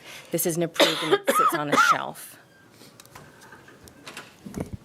So I think, from my perspective, what's next is having this plan put in place puts us in. Well, number one, it gives the property owners a much easier, as I mentioned, a much easier, less costly process to improve their property. We know that there is and there may be a member of the public speak about this. We know there is some interest in having some housing in the Douglas Sunrise corridor. So that's one of the reasons we want to encourage that. We know that having some more housing on that corridor has the ability to be a catalyst and reinvigorate some of the nearby businesses, make some of the adjacent properties more valuable, quite frankly, and more valuable than what the use is on them. So it might attract those current owners. It might be attractive to those owners to look at their current occupants, and maybe it's time to redevelop some of those sites. There's also the possibility, by having this plan in place, that it allows us to go out and look at different grants to work with the Public Works Department, the Utilities Department, on grants to help with the infrastructure. We can really only help with the infrastructure, but beefing up those corridors, the frontages, the sidewalks, making sure that we have utility capacities, again, takes away cost and time for the private development community when they're looking at revitalizing that corridor. So I think I agree with you. What you do these long range plans. We got to work it. The city doesn't. Mm-hmm. The city isn't. And again, we've been asked about, well, is the city going to be out there using their powers of eminent domain and to take property and start building stuff on private property? No, we're not. We're definitely not going to do that. But we're going to do everything we can to help the private sector improve their properties. Vice Mayor Bernasconi, if I can just interject, I think also part of the question I heard anyway, maybe I heard it inaccurately, was sort of like what's next. And so one of the things we're looking at and have been looking at since this process has started is how to communicate it, how to get it out there. So we've been working with development services and the larger community development and also economic development. Yeah. And so once this is approved, we plan to have a good push to get out there and advertise it and share it with folks so they recognize this is a new tool for them to use. And that's something that working through economic development, we will certainly work with our businesses and business owners on. Great. Yep, to help create interest. Okay. That's all I have for now. Thank you for answering that. Great. I'm curious about the parking, the change to the parking and how it aligns with, the state who has, weighed in with legislation on parking, and it's on transportation corridors. But are we aligned with the parking requirements at this? Well, I would say that the changes we've made to parking really are for multifamily, and it's not a radical change. It doesn't go anywhere near where the state has gone with their requirements for parking on these transit corridors. It's been I would say ours is more of a moderate easing Where normally for a one-bedroom apartment, we would require 1.5 parking spaces. For the specific plans, we're going to require 1 parking space. So we felt like we've been looking at the trends in the square footage of some of these units, these one-bedroom units, and they aren't resulting in tenants with more than 1 car on average. So that's the only change we've made in the corridor plans is we've gone on if you have a 1-bedroom unit, you have 1 parking space instead of 1.5 parking spaces. Right, and so the state regulations are, around transit corridors, we can't require any parking. Certain transit corridors that we believe only for the city of Roseville is only defined by the Amtrak station. That's the only place that fits under that. I wanted to get clarification on. And then I was just told that we did not make that change in the Atlantic Street corridor, so they will still continue. Atlantic Street corridor will still, because they don't have as robust of a transit options as the other 2 corridors, they will still have the normal zoning ordinance parking regulations. The city made a significant investment right out back here in a trail system and the bridges system to encourage non-vehicular mobility. I mean, you can take the trail almost out to Eureka and other places. How do these specific plans integrate with the trail system? Non-vehicular travel. Okay. I'm going to try my best to do this. So we look at these plans as a first step toward getting us more toward a more pedestrian-friendly type environment by improving the streetscape, the environment that the pedestrians and bikers can use.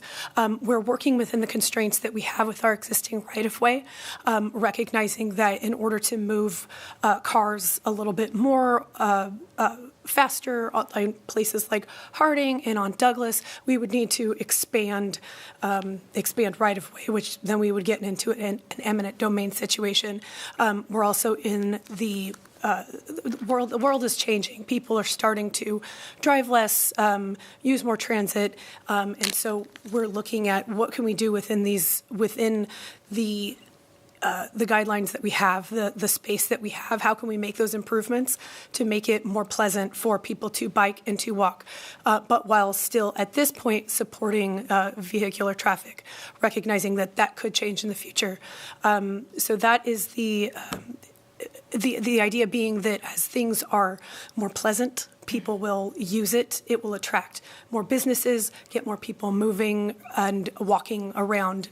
Eventually, we see this as the first step, and then we would be able to start taking those more aggressive measures if that's what the city needs to do at that time. Yeah, like Councilwoman Rakucci, not only did I read the staff package, but I watched the October 13th. You used a word that I think is really emblematic of what this is. These are aspirational, right? And I think you used that 5 times, if I counted. But, I mean, this is, right? We just outside our doors, the 2009 Downtown Specific Plan is just now starting to go from 2-dimensional to 3-dimensional, so these do take some time. All right, the public is, I have Nick Alexander.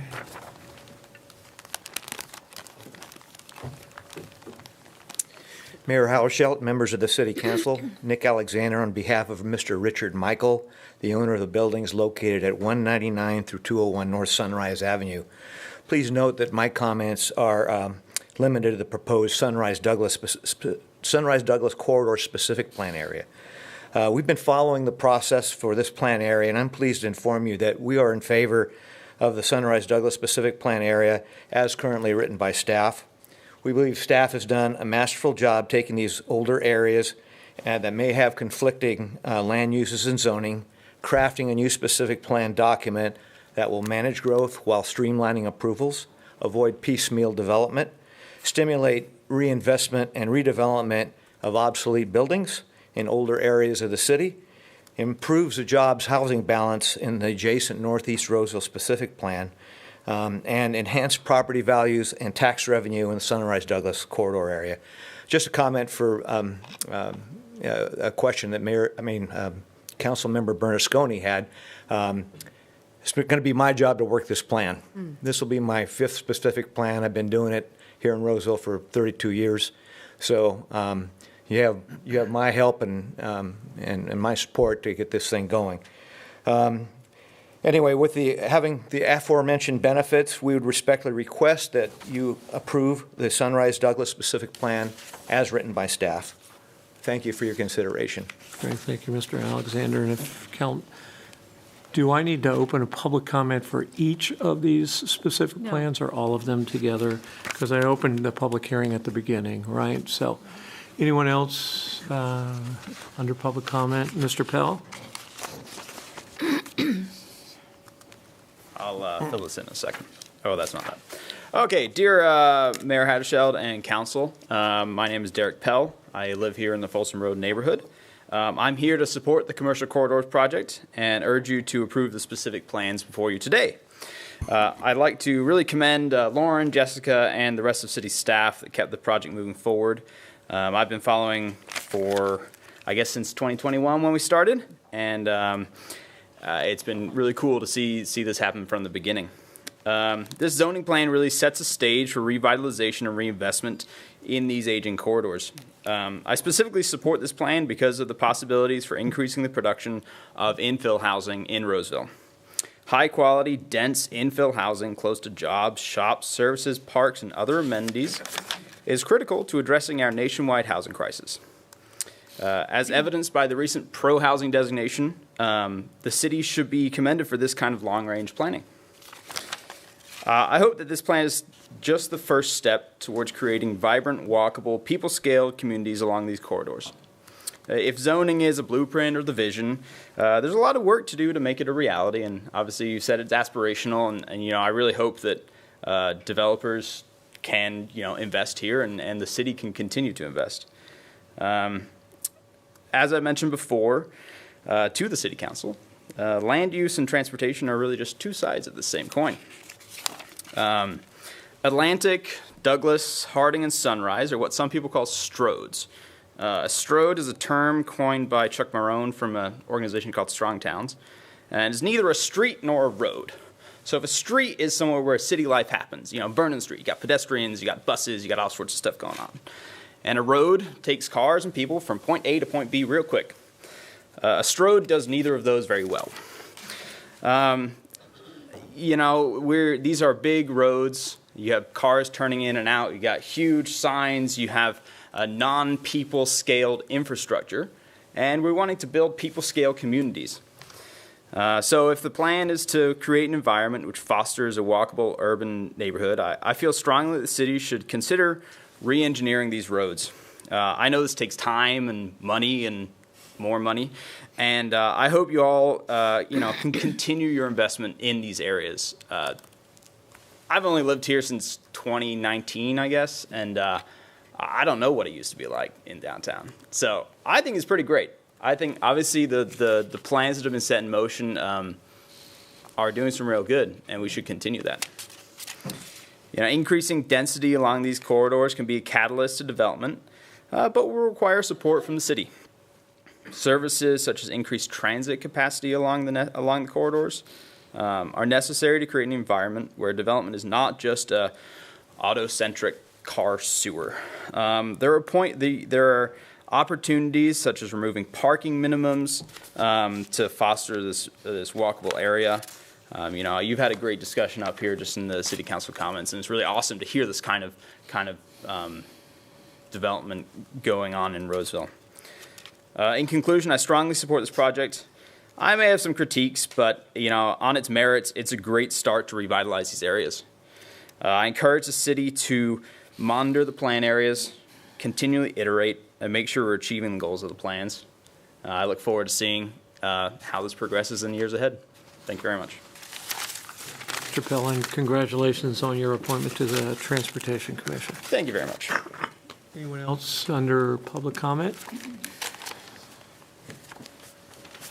A former Transportation Commissioner. Guilty a as great tie. charged, and did not fill out a speaker card either. I should have known better. Thank you, Mayor Howda-Shelton, City Council, for the opportunity to comment on this. I won't agree with most of what has been said by the previous two speakers. I think that these areas are ideal for the type of dense housing that you're looking to develop in them. These are I was on the city's Green Means Go team back in 2019. We looked specifically at the Harding corridor, looked at a lot of these same factors, and believed that these types of changes that you're proposing today would bring about additional development, speaking for the BIA especially, for residential development. And in speaking with my members, the specific plan process that Roseville uses for all development is often held up by my membership as standard, by which we hold other regions accountable to. And so applying that on a small scale to these types of developments absolutely will have an effect, will encourage residential development, and we think it's exactly the catalyst that Roseville needs in those areas. So we're in support. Thank you. Thank you, Mr. Short. Any other public comments? And I will close the public hearing and then inquire, starting with Councilman Albert, if there are any additional questions. No questions. All right. Vice Mayor Bernasconi? Nothing right now. Councilwoman Rakucci?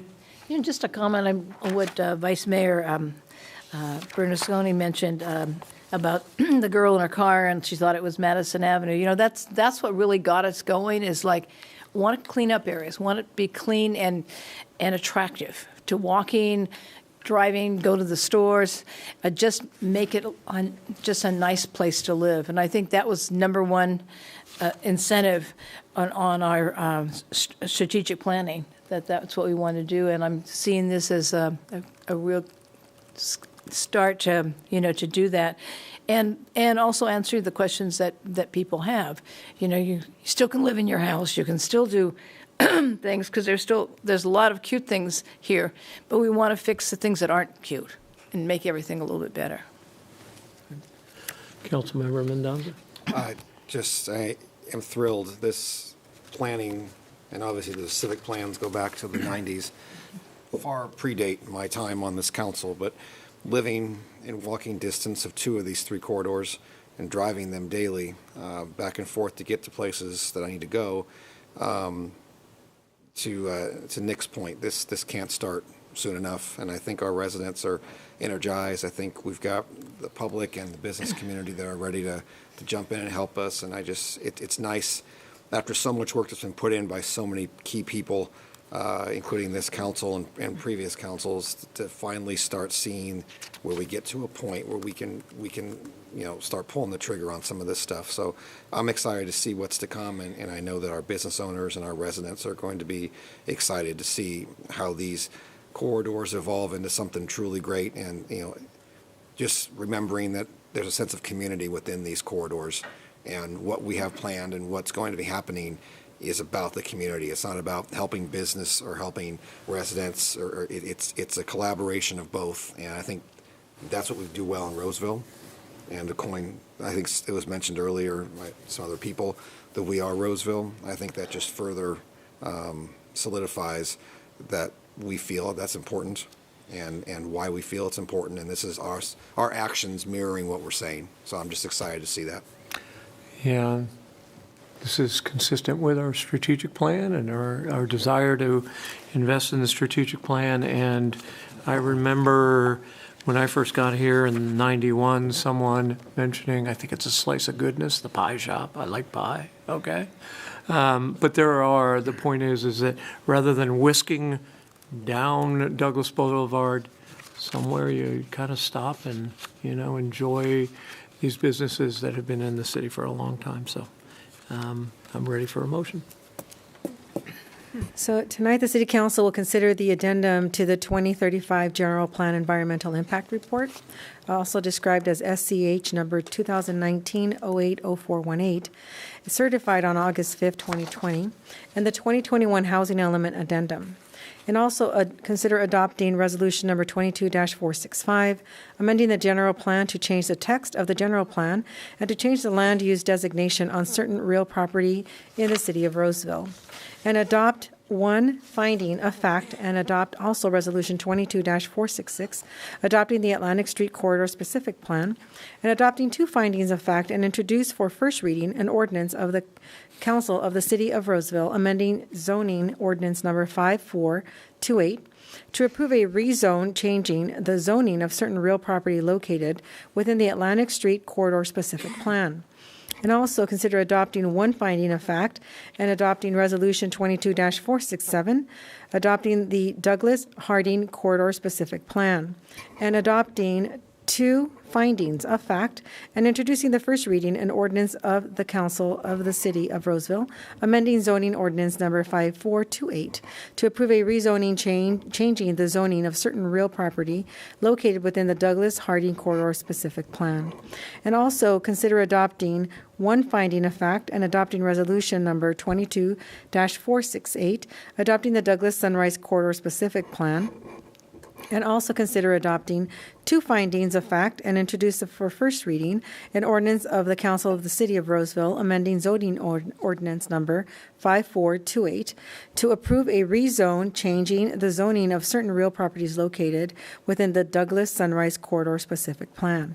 And also consider adopting two findings of fact and introducing for a first reading an ordinance of the Council of the City of Roseville amending the zoning ordinance number 5428 to approve a rezoning changing the zoning of certain real property located within the City of Roseville infill planning area. And also consider adopting two findings of fact and introduce for a first reading an ordinance of the Council of the City of Roseville amending section 19.18.030 of chapter 19.18, also amending sections 19.24.020 of chapter 19.24, as well as amending section 19.26.030 of chapter 19.26, amending section 19.78.020 of chapter 19.78, as well as adding chapter 19.33 of title 19 of the Roseville Municipal Code regarding zoning. So moved. Second. All that. Thank you. It all. We have a motion on the floor with a second. We'll start our roll call with Vice Mayor Bernasconi. Yes. Councilmember Alvord. Yes. Councilmember Mendoza. Yes. Councilmember Rakucci. Yes. And Mayor Bernasconi. Yes. Thank you. I'm sorry, Mayor Haldeshell. Thank you. Sorry, creature of habit. Motion passes 5-0. So there are two other items. Should we just power through? Yeah. You good? Yeah. All right, let's power through. The next item is item 10.2, the 2022 Water Management Plan Adoption. And our Water Conservation Administrator, Bobby Alvarez, and our Environmental Utilities Director, Rich Plecker, will present. Bobby, what do you got in the bag there? Nice save. Go ahead. 'Tis the season. We showed up with some goodies. We'll talk about them in just a little bit. Good evening, Mayor Havishelt. I'm going to have to get used to that. And council members, been used to the last couple of years. I'm Rich Plecker, as you mentioned before. I'm the Environmental Utilities Director. I was going to make a few comments and then turn this over to Bobby on this water management plan. And it struck me as I was reading the title, it sounds like the 2022 water management plan is it the be-all, end-all of plans. And I have to diminish those expectations a little bit. This is one of many plans that EU prepares. This is really not a plan to build anything or extend infrastructure or a new dam or something really cool like this. This plan is a compliance measure. It's a condition of our contract that we receive water through the Bureau of Reclamation. So it's a compulsory act. It's required that we prepare one of these every 5 years and update it. Much of the information is the same and rolls forward, but there's also new compliance measures in the plan. Much of it is water conservation or water use efficiency related, which is why Bobby and his shop prepares the plan or stewards that. So with sort of that preamble, I didn't want anybody to get excited and think that we're building a dam or doing anything really, really big like that. But to just sort of set that stage, we do these plans periodically. So with that, Bobby. Thank you, Rich. Again, my name is Bobby Alvarez. I'm the Water Conservation Administrator for the City of Roseville. Tonight we're going to present on the 2022 Water Management Plan. Along with Rich and myself, I believe remotely, we also have Ms. Colleen Boak from Waterworks Engineering. and their agency helped assisted with writing this plan. So first slide. So this is a two-part agenda. We have the presentation and public hearing, and then next we have the consideration of adoption of the plan. Before I give a high level of the water management plan, I wanted to offer a quick overview of the two major plans, as Rich mentioned earlier. We have the urban water management plan and the water management plan. Both are long-term water resource planning regulatory compliance documents. The urban water management plan is a California Water Code requirement, and the water management plan is the part of the Central Valley Project contract requirement for the city of Roseville. You'll notice a difference. One of the other differences, other than being state and federal, is that the urban water management plan covers 2016 to 2020, and there's an offset with the water management plan. It covers 2017 to 2021. The urban water management plan had been previously adopted by Roseville City Council back in June of 2021, and tonight we're presenting the water management plan for consideration. Next slide. So the water management plan is a requirement of the city of Roseville because Roseville receives water from the Central Valley Project. There's a detailed crosswalk table in the water management plan for guidance where it refers to the 2020 urban water management plan. Contains some supplemental information for areas specific to the Bureau of Reclamation requirements, which are the best management practices. Next slide. There are 6 major sections in the water management plan per the steps outlined in the Bureau of Reclamation's guidebook. The draft plan has already been reviewed by the Regional Bureau of Reclamation staff and passed review and has been deemed compliant. Next slide. The crosswalk table is a critical part of the water management plan. It is a guide for where to find each required element of the water management plan, and much of the information from the urban water management plan can be leveraged to meet these requirements. Here's a snapshot of the crosswalk table. For each requirement of the water management plan, it is shown where to find the data. Only supplemental information is contained within the water management plan. All of the data is leveraged from the completed urban water management plan, and you can find that section page number to the right of the table. One significant difference and reason for supplemental data is the 1-year offset between the plans. Next slide, please. District and system descriptions. This section covers a lot of the information from the 2020 urban water management plan and gives an overview of system history, configuration, policies, and procedures. Next slide. Section 3 covers more detail on the types and quantities of supplies, categories of usage, and accounting over the prior 5 years. Both documents contain much of the same information, but the water management plan includes data from 2021.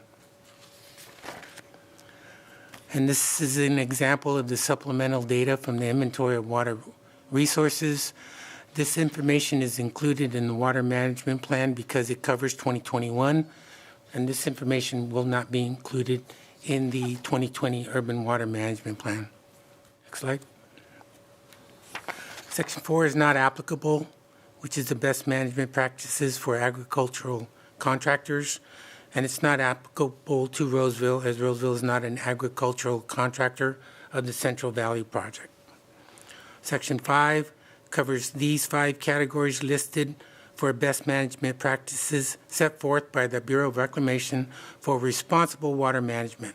Roseville has a robust collection of programs to meet these requirements and reports on these BMPs annually to the Bureau of Reclamation. These policies are outlined in great detail in the 2020 Urban Water Management Plan, and the Water Management Plan also contains an example of the annual report. Stay on that slide for just a minute.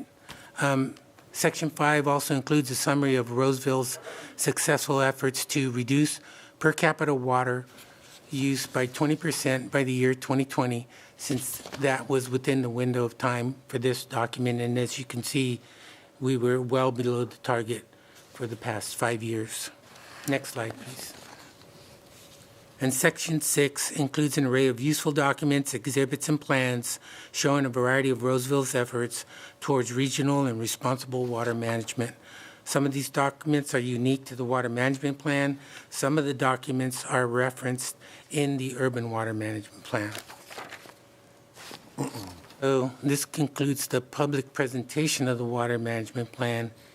And then the next slide is the consideration of adoption of this Water Management Plan as a final document.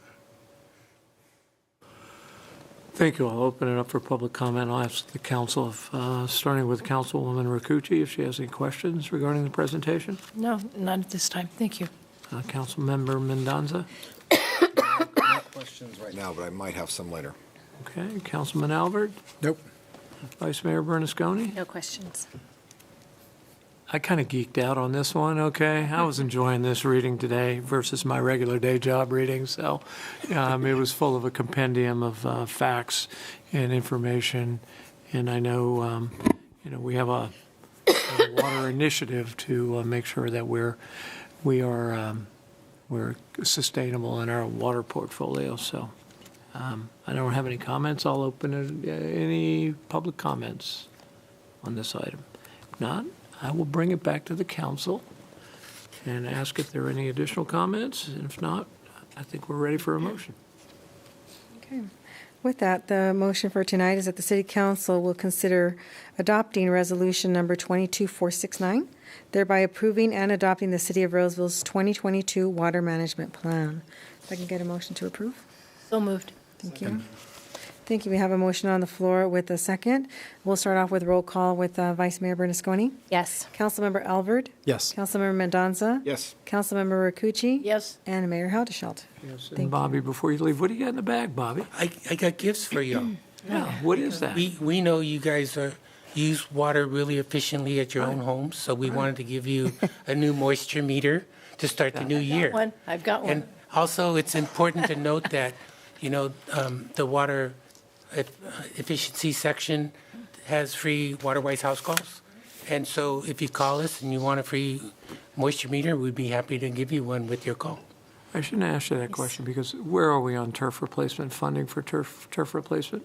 So there is a budget adjustment that should be presented to council in January. Okay.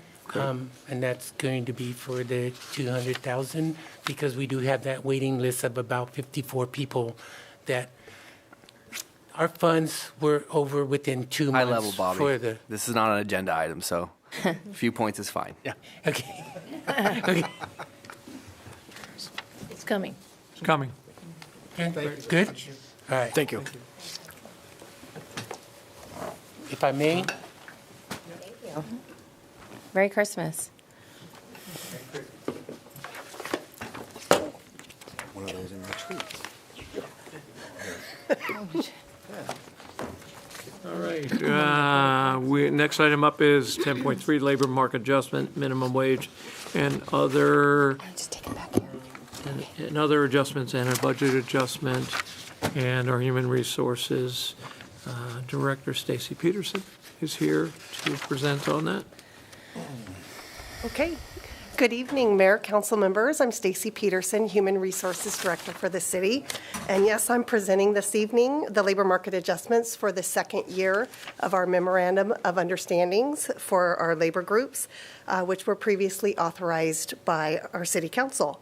The updated salary schedules require council approval to implement that MOU provision. So the labor market adjustments are based on a total compensation study conducted by an independent classification and compensation consultant. Benchmark job classes were reviewed in the city's relevant labor market, which includes agencies that are like in size, full-service cities, or within our recruitment area. To be transparent and comply with the government code, all labor market adjustments are identified in the staff report, which includes staff level and executive classifications.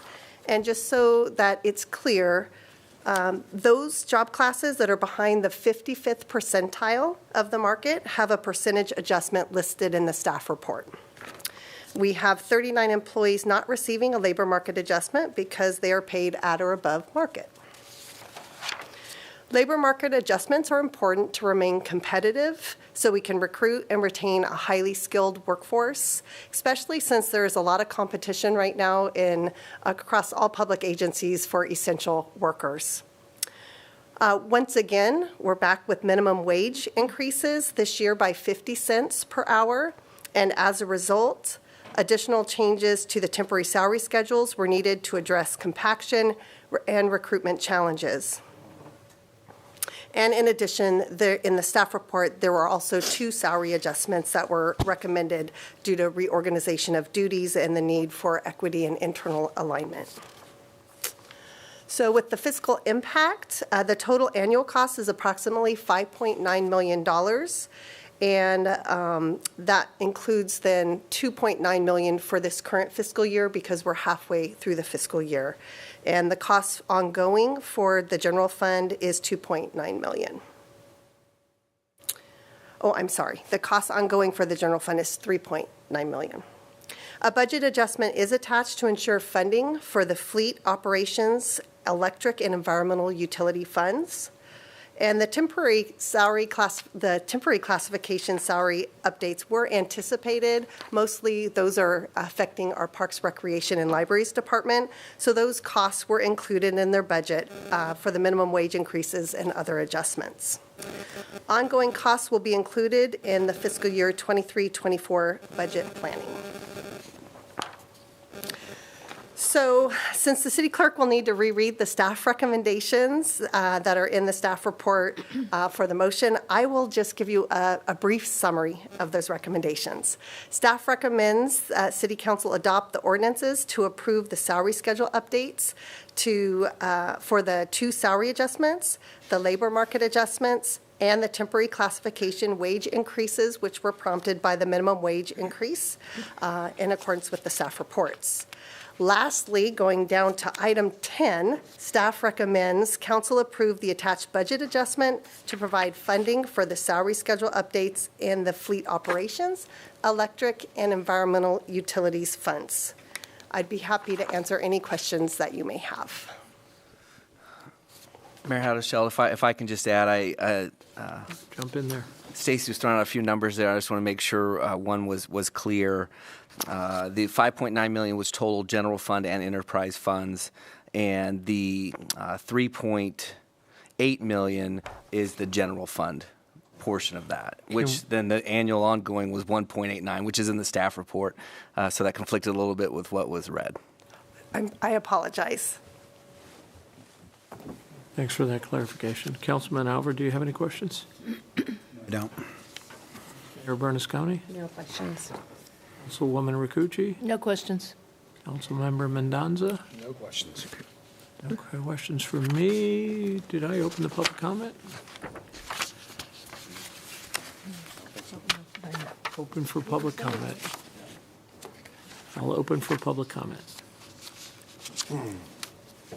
Oh, I didn't fill out any speaker information. My name is Jake Steele, and I didn't expect to speak anything at all, but seeing that this was on the menu, I just wanted to just commend the committee for considering this labor adjustment. I actually work in the private sector, but have a couple of good friends that work for city fleet management or city fleet mechanics, and I think the adjustments across the board are definitely due in just the industry as a whole, and seeing you guys do all the research for this and then make these adjustments is just a huge step in the right direction. I just wanted to commend you guys for doing that. Thank you. Thank you. Thank you for your public comment. Anyone else public comment on this item? Seeing none, I'll close public comment. Inquire if the council has any additional questions or comments. I'm good. We're ready for a motion. All right. Mayor, I do have just one quick comment. Yeah. one of the reasons we don't have questions and comments is we went through this in depth months ago to get these agreements. So I just wanted to put that out there. There was a lot of work and we were involved in the process. So that's why we don't have a lot of questions. So. Thank you, Councilman Albert. Okay, we're ready for the motion. Thank you. So tonight, the City Council will consider adopting ordinance number 6582, amending ordinance 6488, the salary ordinance for personnel represented by the International Brotherhood of Electrical Workers, IBEW Local 1245, as amended by Appendix B to be effective December 31st, 2022, as an urgency measure. And also consider adopting ordinance number 6583, amending ordinance number 6569, the salary ordinance for the employees represented by the International Union of Operating Engineers, Stationary Engineers, Local 39, as amended by Appendix E to be effective December 31st, 2022, also as an urgency measure. And adopting ordinance number 6584, amending ordinance number 6468, the salary ordinance for non-sworn employees represented by the Roseville Police Association, as amended by Appendix C, to be effective January 14, 2023, as an urgency measure. And also consider adopting ordinance 6585, amending ordinance number 6455, the salary ordinance for sworn employees represented by the Roseville Police Officers Association, or RPOA, as amended by Appendix B, to be effective January 14, 2023, as an urgency measure. And also consider adopting ordinance number 6586, amending ordinance number 6446, the salary ordinance for employees represented by the Roseville Firefighters, Local 1592, as amended by Appendix B to be effective January 14th, 2023, as an urgency measure. Also consider adopting ordinance number 6587, amending ordinance number 6569, the salary ordinance for employees represented by the International Union of Operating Engineers, Stationary Engineers, Local 39, as amended by Appendix F to be effective January 14th, 2023, as an urgency measure. And also consider adopting ordinance number 6588, amending ordinance number 6469, the salary ordinance for the confidential employees, as amended by Appendix C, to be effective January 14th, 2023, as an urgency measure. And also consider adopting ordinance number 6589, amending ordinance number 6568, the salary ordinance for the management employees, as amended by Appendix E, to be effective January 14, 2023, as an urgency measure. And also consider adopting ordinance number 6590, amending ordinance number 6537, the salary ordinance for seasonal temporary employees, as amended by Appendix P, to be effective January 1st, 2023, as an urgency measure. And lastly, consider adopting ordinance number 6591, authorizing certain amendments to the fiscal year 2022-23 budget and declaring this ordinance to be immediately effective as an appropriation measure. Can I get a motion to approve? So moved. Thank you. We have a motion on the floor with a second. We'll start our roll call with Vice Mayor Bernasconi. Yes. Councilmember Alvord. Yes. Councilmember Mendoza. Yes. Councilmember Rakucci. Yes. And Mayor Haldeshell. Yes. Thank you. Motion passes unanimously. We will now open it for the second period of public comment on non-agenda items. Is there anyone? Anyone? All right, we will close it. City Manager Casey, anything to report? No further reports, Mayor. Thank you. All right, Councilman Alvord, start with you on council comments. I'll leave the fire grad for one of the other council members, but I wanted to say thank you to now Vice Mayor Krista Bernasconi. I think she did a really good job as mayor, and I want to commend her. If you ever watch council meetings in other cities, sometimes you can see quite the fireworks show in some of them, and a lot of disrespect happening with the public. And in Roseville, I think we have generally very good meetings, even when people are upset, and I think you've handled those very well. You've always been very polite to people and accommodating, and I think that sets the tone for our meetings, and I just want to recognize your service the last 2 years as mayor. I think you've done a great job. And Bruce, looking forward to your next 2 years. You got big shoes to fill here with Krista, and I know you can do it. Also, just want to say we won't meet again until next year, so Happy New Year to the community and happy holidays. My family celebrates Christmas, and we're having a full house, so looking forward to some time off, although it seems like there's an awful lot of meetings that I assume you guys got them too during the holidays. So anyway, see y'all next year. Right. Vice Mayor Bernasconi? Thank you for your comments. That's very nice. It's definitely an honor to serve. I also wanted to congratulate Pauline and Bruce on being sworn in officially. It's been like that confusing couple week period, but I look forward to continuing my service with you both. I also just wanted to bring to your attention, since the last time that we met, I was able to present a check to the Roseville Joint Union High School District. We have a photo there. So if you remember back in August, we held the State of the City. The Chamber did much of the planning for that. I had to get on the phone and dial for dollars. We wanted to make sure that there was going to be no hits to our general fund. The Chamber partnered with the city on that, and the proceeds ended up $7,500, as I mentioned before, is going back to the Citizens Reach Fund. $7,500 of it is going to the business community through the Chamber of Commerce, and then this $5,000 check was presented a couple weeks back, and that will go to graduating seniors in the high school district, part of their scholarship program. So really proud that we were able to do that, really no cost to the city, and providing benefit to our community. So with that, I cannot believe another year is wrapping up. Merry Christmas, happy holidays to you all, and I look forward to continuing our service in the new year. Councilwoman Rakucci. No, I echo what's been said. I think it's been a busy year, a fast year. I can't believe it's the end of the year. And I just want to wish everybody, happy holidays, Merry Christmas, and Happy New Year's, and looking forward to a great new year and working with the fine council. And Councilmember Mendoza. I have no updates. I have no meeting updates, but I do want to congratulate Councilwoman Wakuchi and now Vice Mayor Bernasconi on well-run campaigns, and happy to have you back up here on the dais. Looking forward to working with you both again, and again, congratulations, Mayor Haudeshelt. Yeah, thanks very much. Yeah, I'll be very brief. Thank you for your service. As I said earlier, each of us in our own way serve the community, and certainly I think Councilman Albert said it well. Right here in the center. I mean, you're the person, as you said to me. A lot of people are going to call you. A lot of people are going to have a lot of people are going to reach out to you, and so thank you for your gracious. I'm going to give them your number. Can we put it on the screen? Thank you for call Bruce. No, just kidding. We're all available. Well, he likes to talk, but thank you. No, thank you for your graciousness, and I think that makes the community comfortable approaching what they might not often be comfortable approaching, and so you really led with that. Your regionalism.